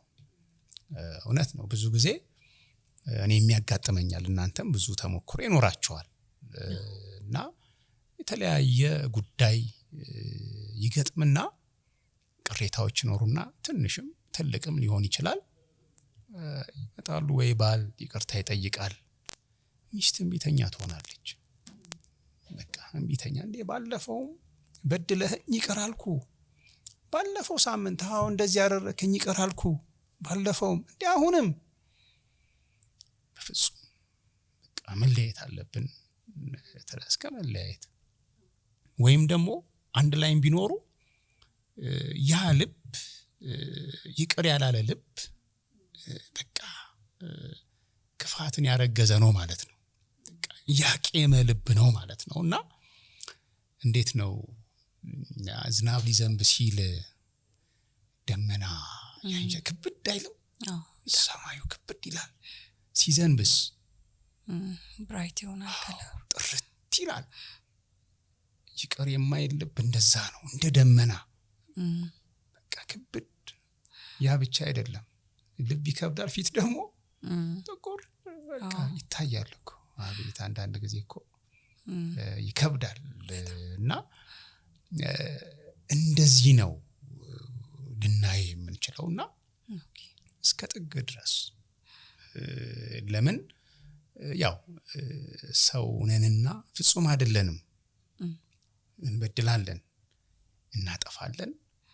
ግን ደግሞ እንደዚህም ሲሆን ዝም ብሎ የትዳር አጋርን መበደል፣ ይቅርታ እኮ ጠይቃታለሁ፣ ይቅርታ እኮ ጠይቀዋለሁ እየተባለ ማሳዘን አያስፈልግም። በተቻለ መጠን ራስን መጠበቅ፣ የትዳር አጋርን ስሜት መጠበቅ ያስፈልጋልና ለምን አሳዝናታለሁ? እሷስ የትዳር አጋሯን ለምን ታሳዝነዋለች? እና ይቅርታ አለ ተብሎ ይቅርታን ደግሞ እንዲያው ትርጉሙን ማዛባት ጥሩ አይደለም። ነገር ግን ይቅርታ ያው እስከ መጨረሻው ለምን የሰው ልጅ ይበድላል። ስለዚህ ነገሮችን ግን በግልጽ እየተወያዩ ያው ይቅርታው እንዳለ ሆኖ በደንብ ይህንን ነገር ጥንቃቄ እናደርግበት፣ በሰከነ አእምሮ ተወያይተው መፍታት አለባቸው እላለሁ። ነው። በዛ ላይ ይቅርታን ተማምኖ ደግሞ ጥፋት የሚደጋግምን ሰው ደግሞ እግዚአብሔር ደግሞ ያየዋል እና ለራሱ የሚሆን ቅጣት ይሰጠዋል ብዬ አስባለሁ። ምክንያቱም እዚህ ጋር አንድ ሰው እግዚአብሔርን ፈርቶ ይቅርታ ሲያደርግ ያው እኛም የበደሉን ይቅር እንደምንል በደላችን ይቅር በለን ልክ እንደዛ ያንን በዛ ቃል መሰረት ይቅርታ እየሰጠ ወይም ሚስት ብትሆኑ ወይም ባል ቢሆን ያንን ይቅርታ ፎር ግራንትድ ወስደው ደግሞ አታክ ለማድረግ ወይ ሌላ ነገር ለማድረግ የሚጠቀምበት ሌላኛው ደግሞ የትዳር አጋር ለነሱ ደግሞ ያው እግዚአብሔር የራሱ የሆነ እንትን አለው ብዬ አስባለሁኝና ፎር ግራንትድ መውሰድ የለባቸው። እውነት እኮ ነው። አንዳንዴ ሆን ብለው ባለቤቴ እኮ ይቅርታ ልባላት ብለው ያን እንደመጠቀም የሚያደርጉ አሉ። ሚስቶችም አሉ ባሎቻቸው ይዋገር በቃ ይቅርባ ይሆኑ ያንን እንደመጠቀም ያደርጉታል። ግን መጨረሻ ላይ ሲጎዱ ነው የምናየው፣ ሲሰበሩ ነው የምናየው። ለምን? ይቅርታ መለኮታዊ ነው። እግዚአብሔር ለኛ ለሰው ልጆች ያስተማረን መንግስቱንም ጭምን የምንወርስበት ትልቅ እንትን ነውና እንዴ አንዳንዴ እኮ እስከ መቃብር ድረስ የሚማማሉ አሉ። በቃ አንተማ መቃብሬ ላይ እንዳትገኝ፣ አንቺማ መቃብሬ ላይ እንዳትገኝ። አይገርምም? እስከ መቃብር ድረስ ይቅር ላለ ማለት ያሳዛኝ እኮ ነው። ምን ያህል በራስ ላይ የመንግስተ ሰማያትን በር መቆለፍ ማለት ነው። ሁለት ሞት እውነት ትክክለኛ አገላለጽ። ሁለት ሞት በስጋም በነፍስ እየኖሩ አይደሉም እኮ። እንዴት ነው ያንን ሰው ባዩት ቁጥር በቃ ልባቸው እንትን እንዳለ በቂም ቆይ ደግሞ ይሄ ይቅርታ የማያረግ ልብ ወደ ሌሎች ኃጢያቶች ያመራል፣ ክፋትንም ያረጋል እኮ። ምቹ ጊዜ ጠብቀው ያልተገባ ስራን ይሰራሉና ይቅርታ ደግሞ ትልቅ ልብን የሚያድስ ይቅርታ ልብ ያላቸው ሰዎች ፊታቸው ብሩህ ነው በጣም፣ ነፍሳቸው ስጋቸው ጤነኛ ነው። በስጋቸውም በነፍሳቸው ጤነኞች ናቸው። እነዛ ግን ይቅር የማይሉ በቃ ኢቭን ሳይንስም ይሄንን ይላል እኮ በቃ በተለያየ በሽታዎች በጊዜያዊም በቋሚም በሽታ ሲጠቁ እናያለን።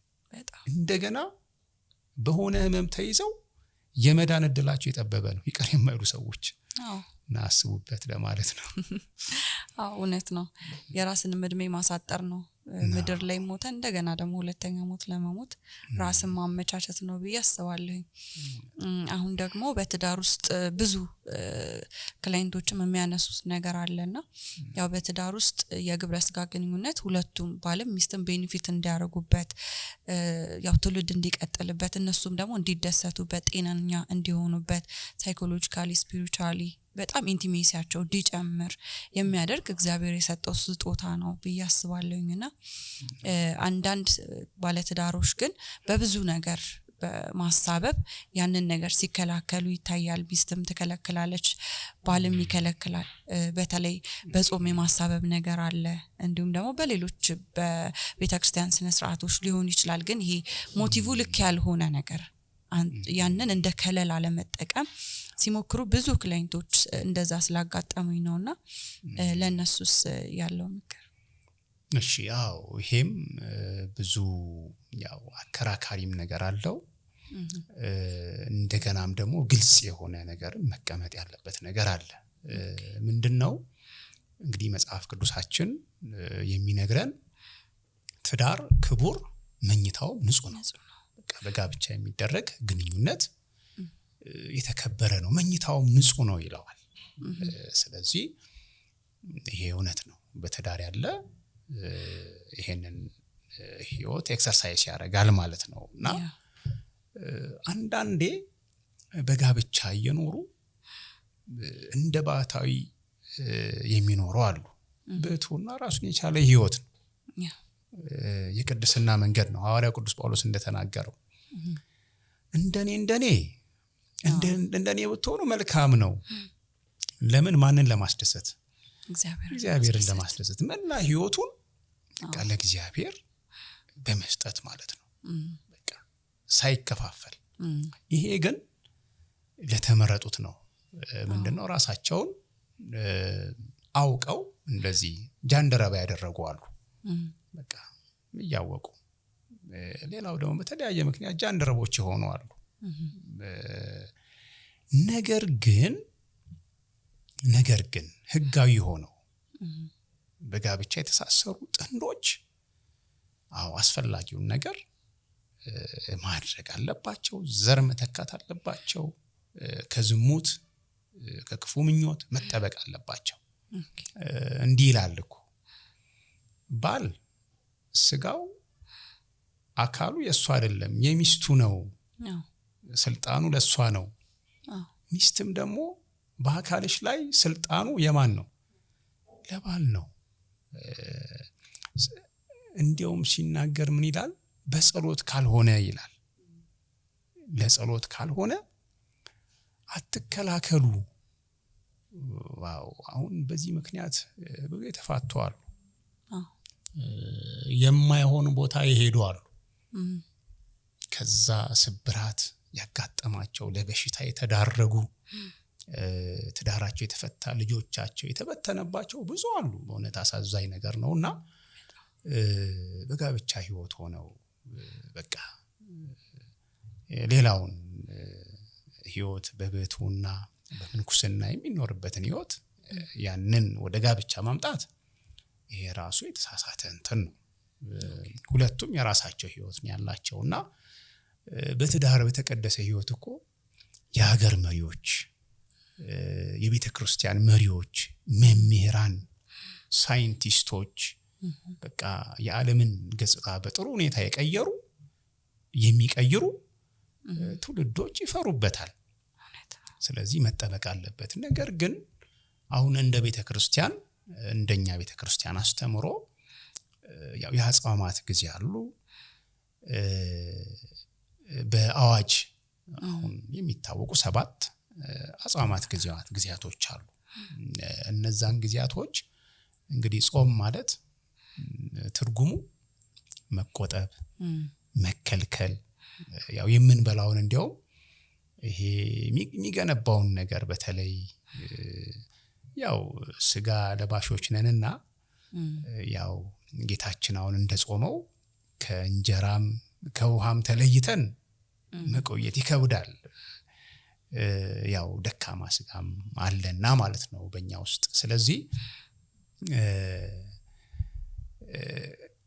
ሰውነትን ከሚገነቡ ነገሮች ከስጋው ከቅቤው ከምኑ ኢቭን ሽሮውንም እንኳን ስንበላ ይሄ ዘይቱን አብዝቶ መመገብ ይሄን ተከለክላለች ቤተክርስቲያን አሁን አንዳንዴ ጾም ሲሆን ይሄ በየአይነቱ ምን እየተባለ በቃ እንዲያውም የፍስኩን እንትን የሚያስንቃልና ይሄሚያው አንዳንዴ እንትኑን አውዱን ካለመረዳት የሚሆን ነውና እንዲያው እንትን ቀንሱት ይላል የምንመገበውን ኢቭን ቁርሳችንን ለደዎች ለምስኪናን መልካም ደጅ በተባለችው ቤተክርስቲያን ቁጭ ብለው ልጆችን ዘው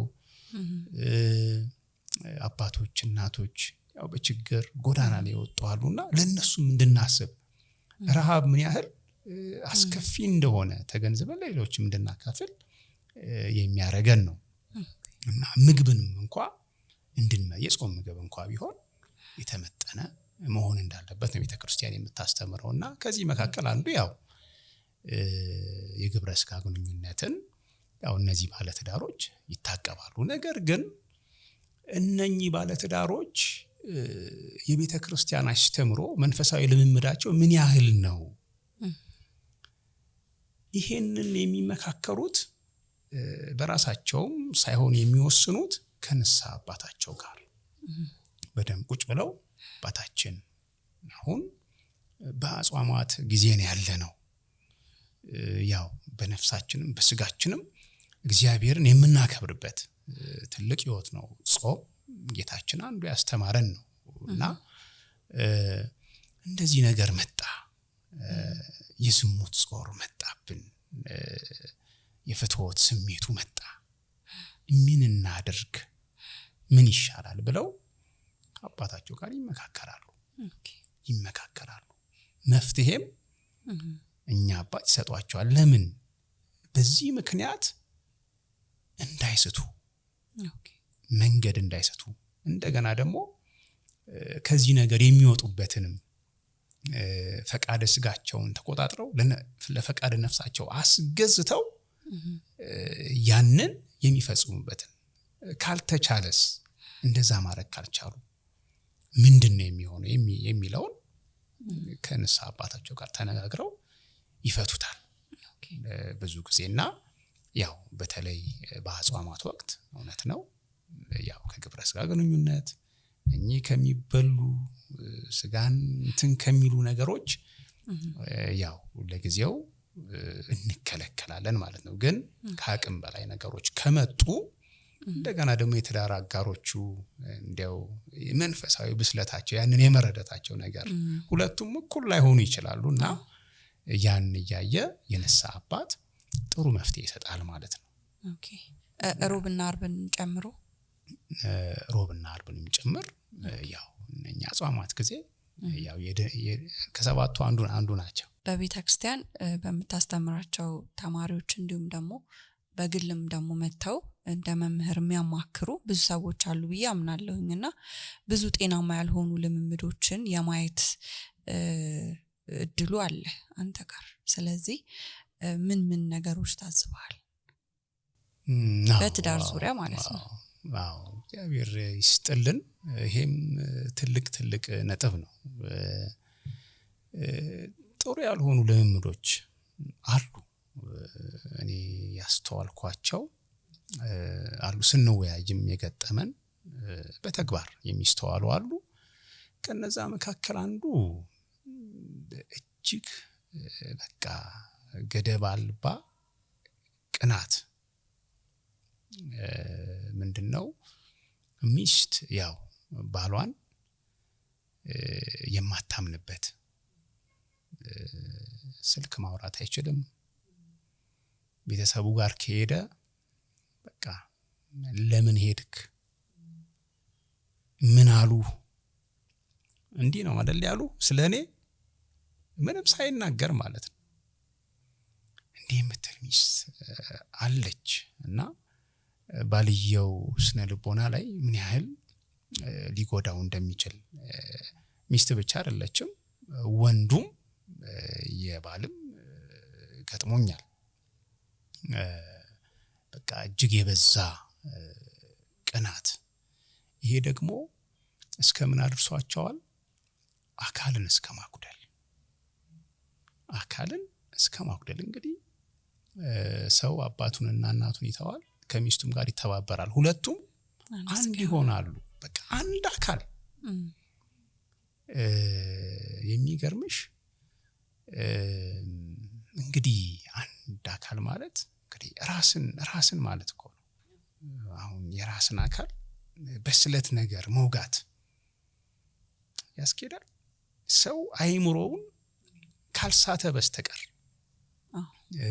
በቃ ያ እኮ ነው የሆነ ያለው የራስን አካል በስለት መውጋት አይምሮን የሚጎዱ ቃላትን መወርወር ይሄ በቃ ዛኛው አካል ላይ የሚፈጥረውን የስሜት መደበላለቅ መረበሽ ነት አቀዋለው በእግዚአብሔር ፊት የተማማልኩት በእግዚአብሔር ፊት ተማምዬ ያገባዋት ባሌ ሚስቴ ናት እስኪሉ ድረስ እና ይሄ ምንድነው ቅናት የበዛ ሲሆን በቃ ሚስቱን የሚያሰልል አለ በቃ ሰዎችን ቀጥሮ በብዙ መልኩ በቃ የስለላ መረብ ነው ሲአይ እንኳን እንደዚህ አይነት የስለላ እንትን የተቀነባበረ ነገር ያለው አይመስለኝምና ያንን የሚያስንቅ ማለት ነው እና ይሄ በቃ በጥርጥር በቅናት የሚመሰረት ትዳር ያው እንትን የመዝለቅ እንትኑ በቃ በጣም አጠራጣሪ ነው ቶሎ ነቅተው መፍትሄ ካላበጁ ይሄ ጥሩ ያልሆነ ልምምድ አንዱ ቅናት ነው ሌላው ደግሞ ብዙ ጊዜ የሚታይም ነገር አለ ጣልቃ ገብነትን ማስተናገድ በቃ ምንም ችግር የለውም ቤተሰቦቼ እናት፣ አባት፣ ወንድም፣ እህት፣ አክስት፣ አጎት፣ ጓደኛ በቃ በቤታችን በቃ እነሱ ያሉት ተፈጻሚ ይሆናል። ያ ቤት እየተመራ ያለው እንግዲህ ራስ በሆነው ባል እና አካሉ በሆነችው ሚስት ሳይሆን በሌሎች ነው ማለት ነው። የዝንጀሮ መንጋ ቢከተሉት ገደል። እነሱ ሶስተኛ ወገን ያንን ትዳር የሚያይበትና እነዚህ ተጋቢዎች ቤታቸውን ራሳቸውን የሚያዩበት መንገድ የተለያየ ነው። ስለዚህ በቃ በዛ ምክንያት ያንን ፈቅደው እናትን በቃ ልጄ እኮ ጎዳችሁ እንዲህ እኮ አልነበረም፣ ስንትና ስንት ኪሎ እንደቀነሰ ሸሚዞች ሁሉ ጠበውታል ይላሉ። አባትም እንደዛው ልጄ እኮ አቤት ውበቷ ረግፎ ያሉ በቃ። ስለዚህ እነኚህ ጣልቃ ገብነቶች ቀላል ቢመስሉም ያንን ትዳር የመናድ በልምምድ ነው የመጣው። ዛሬ አንድ ነገር ነገ አንድ ነገር፣ ጓደኛም እንደዛ፣ ጎረቤትም። ስለዚህ ግራ መጋባት ውስጥ ይገባሉ። ሰው እንደ ጎረቤቱ አይደለም መኖር ያለበት፣ እንደ ቤቱ። ስለዚህ ይህን ነገር አያደርግልሽም ባልሽ ትላታለች። ከዛ ትመለከታለች፣ መጠየቅ ትጀምራለች። ስለዚህ በጎረቤቷ በጓደኛዋ ኑሮ ቤቷን እንትን ልትል ነው። አለመግባባት፣ ብጥብጥ ይነሳል። ባልም እንደዛው እንዴ ይሄን አታደርግልህም? ጀስት ትዝ ይልሻል በገነት ጠላት ዲያብሎስ በእባብ አድሮ መጣ ይላል። ወደ አዳም ሄደ፣ አሳፈረው። ወደ ሔዋን መጣ፣ አደነቃት። አንቺ የሰማይ የምድር ንግስት፣ በቃ ጸጉሯን ነስነስ አደረገች። ያንን መቀበል በራሱ አድናቆትን መቀበል በቃ ሌላው እንድትረሳ አረጋት። በቃ አንዳንዴ እህቶቻችን በዚህ ታለላሉ ይባላል። በቃ አንዳንድ እንዲያው በጥሩ እንትን የማይንቀሳቀሱ ወይም ጥሩ የትዳር ዓላማ የሌላቸው ወንዶች ለጊዜያዊነት እህቶችን የሚፈልጉ ብዙዎችን ከክብር አሳንሰዋል። ይሄንን ዲያብሎስ በእባብ አድሮ የተናገረውን ቃል በመጠቀም ማለት ነው። በቃ ያልሆነ ሙገሳ ልቧን ጨልም ያደርገዋልና ከዛስ ምንድነው ያለው? እግዚአብሔር በውኑ በገነት መካከል ያለውን እንዳትበሉ አዟልን? ይሄንን ጥያቄ ነው ይዞ የመጣው። አዎ እግዚአብሔር ሁሉን እንድንበላ አዞናል፣ ግን በመካከል ያለችዋን ክፉና ደጉን የምታሳውቀዋን እንዳንበላ እግዚአብሔር ከልክሎናል። እና ጥያቄ ይዞ ነው የመጣው። እነኚህም ዘመድ፣ ጎረቤት፣ ጓደኛ ጥያቄ ይዞ ይመጣሉ። በቃ መልካም ተቆርቋሪ መስለው። ከዛስ ምንድነው የሚሆነው? በቃ ያንን ትዳር እኔ እውነት ለልጆች መበተን፣ ለትዳር መፍረስ ይሄ የሶስተኛው ወገን ጣልቃ ገብነት ትልቅ አስተዋጽኦ አለው። የክፉ ልምድ ነው። ያ ትዳር መታጠር አለበት። ይሄንን ማስተናገድ የለባቸውም። ብዙ ናቸው። ያ የስርቆሹም አለ ክፉ ልምምድ። እንግዲህ ለአንድ አዳም አንዲት ሔዋን፣ ለአንዲት ሔዋን ደግሞ አንድ አዳም። በቃ አንዳንዴ የሞት መንገድ ጣፋጭ ትመስላለች፣ ፍጻሜዋ ግን መራራ ነው፣ እሬት ነው። ወይን በብርጭቆ በተቀዳ ጊዜ ያምራል፣ ህብረ ቀለሙ ውስጥ በገባስ ጊዜ ለስለስ እያለ ይገባና ከዛስ የአይን ቅላት፣ ጉድጓድ ውስጥ መውደቅ፣ በእሾህ መወጋት፣ አካልን ማጣት፣ ብዙ ነገር አለ። ግን ለጊዜው ደስ ይላል፣ ጣፋጭ መስሎ ነው የሚጠጣውና ይሄም የስርቆሽ በር በጣም መጥፎ ነው። ውሽማ የሚባል ነገር አለና ይሄ ትልቅ እግዚአብሔር የሚጠላው በቃ እግዚአብሔር አመንዝራነትን ዝሙትን ይጸየፋል። ለምን ብዙ መዘዝ አለው። አዎ እንደዚህ አይነት ልምምድ አንዳንዴ በመስሪያ ቤት ሊሆን ይችላል። አላስፈላጊ የሆነ መቀራረብ ድንበር አልባ ያገባ ወንድ ያገባች ሴት ከትዳር አጋር ውጪ ካሉ ከሥራ ባልደረባም ይሁን በቤተክርስቲያን በመንፈሳዊ አገልግሎትም ይሁን በማንኛውም ዘርፍ ወይም ሁኔታ ጥንቃቄ ሊያረጉ ይገባል። በቃ ባልም ሴትም በአለባበስም ሊሆን ይችላል፣ በአነጋገር ሊሆን ይችላል። አለባበስ ሚስት እንግዲህ መስሪያ ቤት ስትሄድ ተገላልጣ የምትሄድ ከሆነ አስበሽዋል? ይሄ ውበት አይደለም እኮ። ሴት ልጅ ትከናነብ ነው የሚለው። ትከናነብ በቃ ያ አካሏ ለባሏ ነው፣ ክብር ነው፣ ለሁሉም መታየት የለበትም። እስከባት የሚደርስ አጭር ቀሚስ መልበስ ሌላውንም ማሰናከል ለራስም ፈተና። ብዙ የዝሙት መናፍስት እኮ አሉ። እነዛን መሳብ እኮ ነው መጥራት ማለት ነው። ይሄን ወደ ቤት መጋበዝ ማለት እኮ ነው። ባልም እንደዛው የሚናገረውን ነገር መጠንቀቅ አለበት። ለሚስቱ የሚናገረውን የአድናቆት ቃል እንዲያው ለስራ ባልደረባው ሄዶ እውነት ይመስላታል፣ በቃ እሷንም መጣል ነው፣ ለሱም ፈተና ነውና እነኚህን ነገሮች እንዲያው እነዚህ ነገሮች ናቸው። እነኚህ መላመዶች አጉል የሆኑ ልምምዶች ወደ እንትን ይመራሉ፣ ወደ ዝሙት ይመራሉ። እንዲያውም ሚስታቸውን እኮ በቃ ልፈታሽ ነው፣ ምንድነው ምን አረኩ ውዴ፣ በቃ ምክንያት የላቸውማ። ምክንያት መስሏቸው ነው። ግን ወደ የእሳት ባህር ነው እንግዲህ። ይሄን ወደ እሳት ባህር ራስን መወርወር ነው። ሚስትም እንደዛው በቃ ፍቺ ይፈልጋለሁ ትላለች። ለምን? የለመደችው አላ በቃ የሰርቆሽ እንትን ያዋርዳል፣ ከክብር ያሳንሳል፣ ትዳርን ይበትናል፣ ከሰማያዊ አምላክ ከእግዚአብሔር በቃ የሚለየን ነገር ነውና በእውነት ይሄ እንደዚህ አይነት ልምምድ አለ።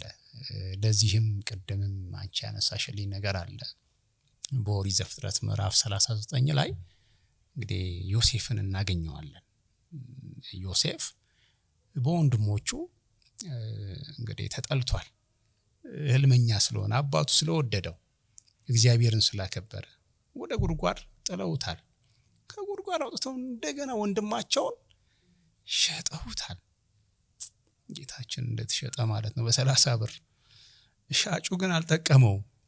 ይሁዳ ያው ብሩን በትኖ ታንቆ ሞተ ነው የሚለው። ያ ብር ደግሞ መሬት ተገዛበት። ያ መሬት አኬልዳማ ተባለ፣ የደም መሬት እና ጲጥፋራ ዘንድ ደረሰ። ግብጽ ተቀባበሉት የምድያም ነጋዴዎች ለግብጽ ባለስልጣን። እዛም ሆኖ ግን እግዚአብሔር ከሱ ጋር ስለነበረ ሞገስን ሰጠው ይላል። በቤቱ ላይ ሾመው። የጲጥፋራስ ሚስት ስታየው እንግዲህ ባለትዳር ነች። ግን ያው ይሄንን ስታ ወይም ያው አረማውያን ናቸው እነሱ። ይሄ ፈሪያ እግዚአብሔር የሚባለውን ነገር አያውቁትምና ያው የአሕዛብ ልምምድ ሌላ ነው። በክርስቲያኖቹ ሲሆን ነው እንዴት ክርስቲያኖና ይባላልና አሕዛብ ናቸው። አብረን ካልሆንን አለች፣ ሰው አያየንም፣ ብቻችንን ነን፣ ሰራተኞቹን አባርዲያቸዋለሁ፣ አንተ ወጣት ነህ ብዙ ገንዘብ እሰጥሃለሁ ብላ ሳታማለውም አይቀርምና ልብሱን እስከሚያዝ ደረሰች። አይሆንም አለ። በሚያየኝ በእግዚአብሔር ፊት ኃጢአትን አልሰራም፣ በእግዚአብሔር ፊት ኃጢአትን አልሰራም የሚል ወጣት የምትል ወጣት ከክፉ ትጠበቃለች፣ ከክፉ ይጠበቃል። አንተ ግን ከጎልማስነት ክፉ ምኞት ሽሽ ይላል። መሸሽ ማምለጥ፣ እዛ መታገል አይገባም። እኔ ብርቱ ነኝ፣ ጸሎተኛ ነኝ፣ ዳዊት ደጋሚ ነኝ፣ አምላኬ ፊት ተንበርክኬ ነው መጸልየው፣ በእንባ ነው መጸልየው፣ በንስሐ ሕይወት ነው ያለሁት፣ ቅዱስ ሥጋውን ክቡር ደሙን እቀበላለሁ። አይሰራም። ዳዊትን ከሰገነት እኮ ጥሎታል።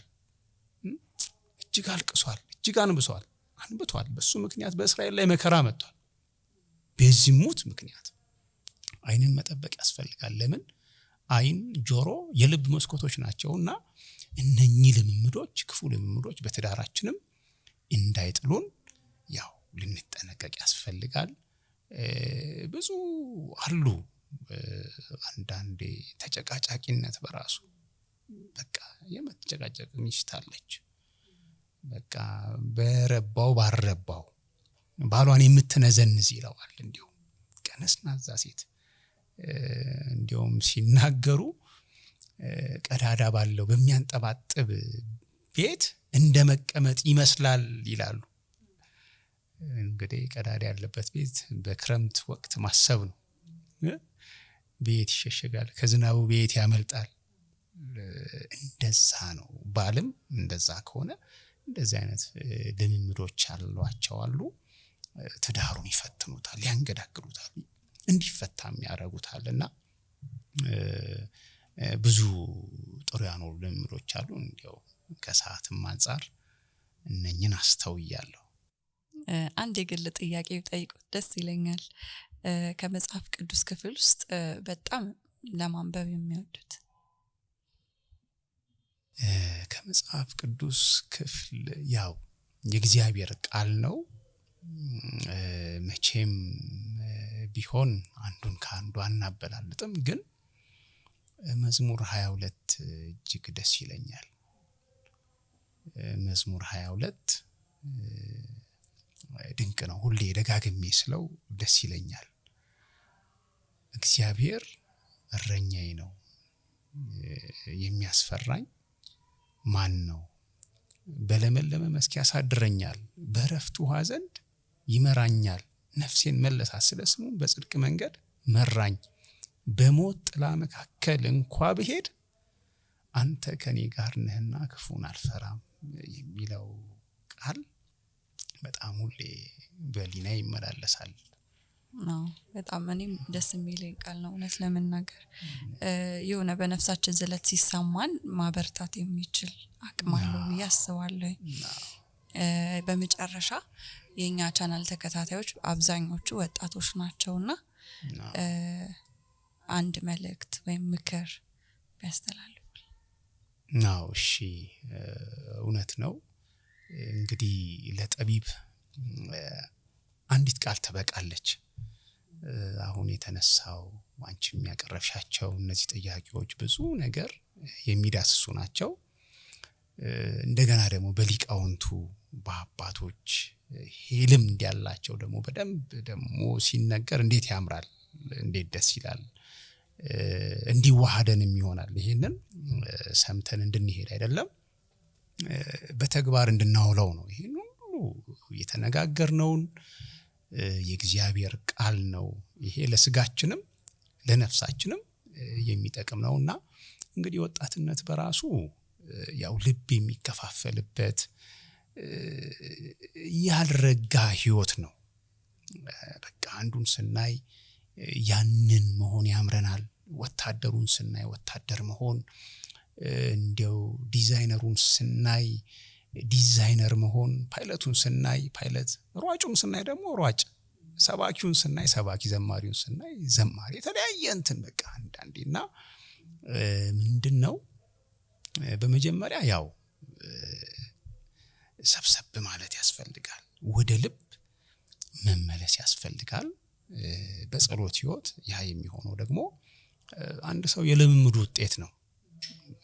ስርቆሽን የተለማመደ ያው ያንን እያዳበረ ይሄድና ያው መጨረሻው እስር ቤት ይሆናል ማለት ነው። ያ ልጅ ምን ነው በእንቁላሏ ጊዜ እናቴ በቀጣሽኝ እንዳለው እንደገና መንፈሳዊ ልምምድ ካለ ትክክለኛ ቦታ ያደርሳል። የአእምሮአችን ምልከታችን እየተስተካከለ ያ የተዛባው ያ የተጣመመው ነገር እንዲቃና እንዲስተካከል ዓለምን የምናይበት መነጽር እይታችን እንዲቃና ይሆናል ማለት ነው። ስለዚህ በተለይ ወደ እግዚአብሔር ቢንቀርብ ወጣቶች ወደ እግዚአብሔር መቅረብ አለብን። ይሄ የሶሻል ሚዲያው ተጽዕኖ እንዳይሰብረን፣ ወገባችንን እንዳያጎብጠን፣ አይምሮአችንን እንዳያደነዝዘን ትልቅ ጥንቃቄ ማድረግ አለብን። ወደ እናታችን ወደ ቤተክርስቲያን እንምጣ። እግዚአብሔር ለእንቆቅልሻችን ለጥያቄያችን መልስ አለው። በተለይ ደግሞ እኔ ትዳርን ከሚያበረታቱ ወገን ነኝ እና ወንዶች እንዲያው ከ20 እስከ 30 ባለው እድሜያቸው፣ ሴቶችም ከ20 እስከ 25 ባለው እድሜያቸው ገናነን ቆይ ዲግሪን ጨርሼ ማስተሬቴን ይዤ ፒኤችዲን ዶክትሬቴን ይዤ እድሜ አይቆይም፣ ይገሰግሳል። እኔ ብዙ ማቃቸው ደስ የሚል ህይወት ያላቸው ወጣቶች አሉ። ትልልቅ ፖዚሽን ላይ ያሉ፣ የሥራ ምድብ ላይ ተሰማርተው የሚሰሩ፣ ሀገርን የሚመሩ፣ በቤተክርስቲያንም የሚያገለግሉ። ግን ይሄ ጊዜ አልፍና በቃ ይቸገራሉ። ማንን ነው የምናገባው? ማንን እንምረጥ ብለው ሲቸገሩ ያለውና በጊዜ መሆን አለበት። ቤተሰብም ልጆቹን እንዲያገቡ በስርዓቱ በጊዜው ከክፉ ነገር እንዲጠበቁ አብሮ በትዳርም ሆኖ መማር ይቻላል። ማስተርስን ፒኤችዲያቸውን መስራት ይችላሉና ይሄንን ነገር ችላ እንዳይሉ።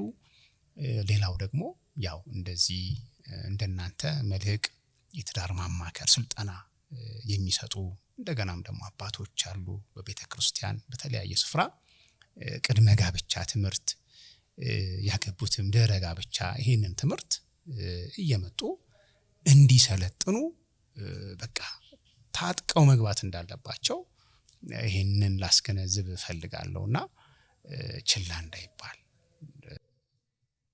እሺ ያው እንግዲህ በመጨረሻው ዘመን ዲያብሎስ ጊዜ እንደሌለው አውቆ ብዙ ነገሮችን ለማጥፋት እና የራሱን ዓላማ ለማስፈጸም ይሮጥበት ጊዜ ነው። ስለዚህ በዚህ ጊዜ ሰው ወደ ቤተክርስቲያን ልቡን መመለስ፣ ወደ ፈጣሪው ልቡን መመለስ ምርጫ ነው ብዬ አላስብም። እና ደግሞ ከእግዚአብሔር የተሰጠንን ቦታ እንያዝ የሚለው ሁሉም በትዳር ውስጥ የተሰጠውን ቦታ ቢዝ አሁን ላይ በትዳር ውስጥ የምናያቸው ክራይሲሶች ብዙ ይፈጠራሉ ብዬ አላስብም። ስለዚህ ብዙ ነገሮችን አነሳን። መምህር ፋሲል በጣም አመሰግናለሁ። ክብረት ይስጥልን። እሺ ነው፣ እኔም ከልብ አመሰግናለሁ አክብራችሁኝ ስለጠራችሁኝ በዚህ የሚያምር ስቱዲያችሁ ጋብዛችሁ ይሄንን ቃለ መጠይቅ ስላደረግን በእግዚአብሔር ስም እጅግ አመሰግናችኋለሁ። እንግዲህ ስራችሁን መልካም ስራችሁን እግዚአብሔር ይባርክላችሁ፣ ያስፋላችሁ። አሜን። አመሰግናለሁ። እናመሰግናለን።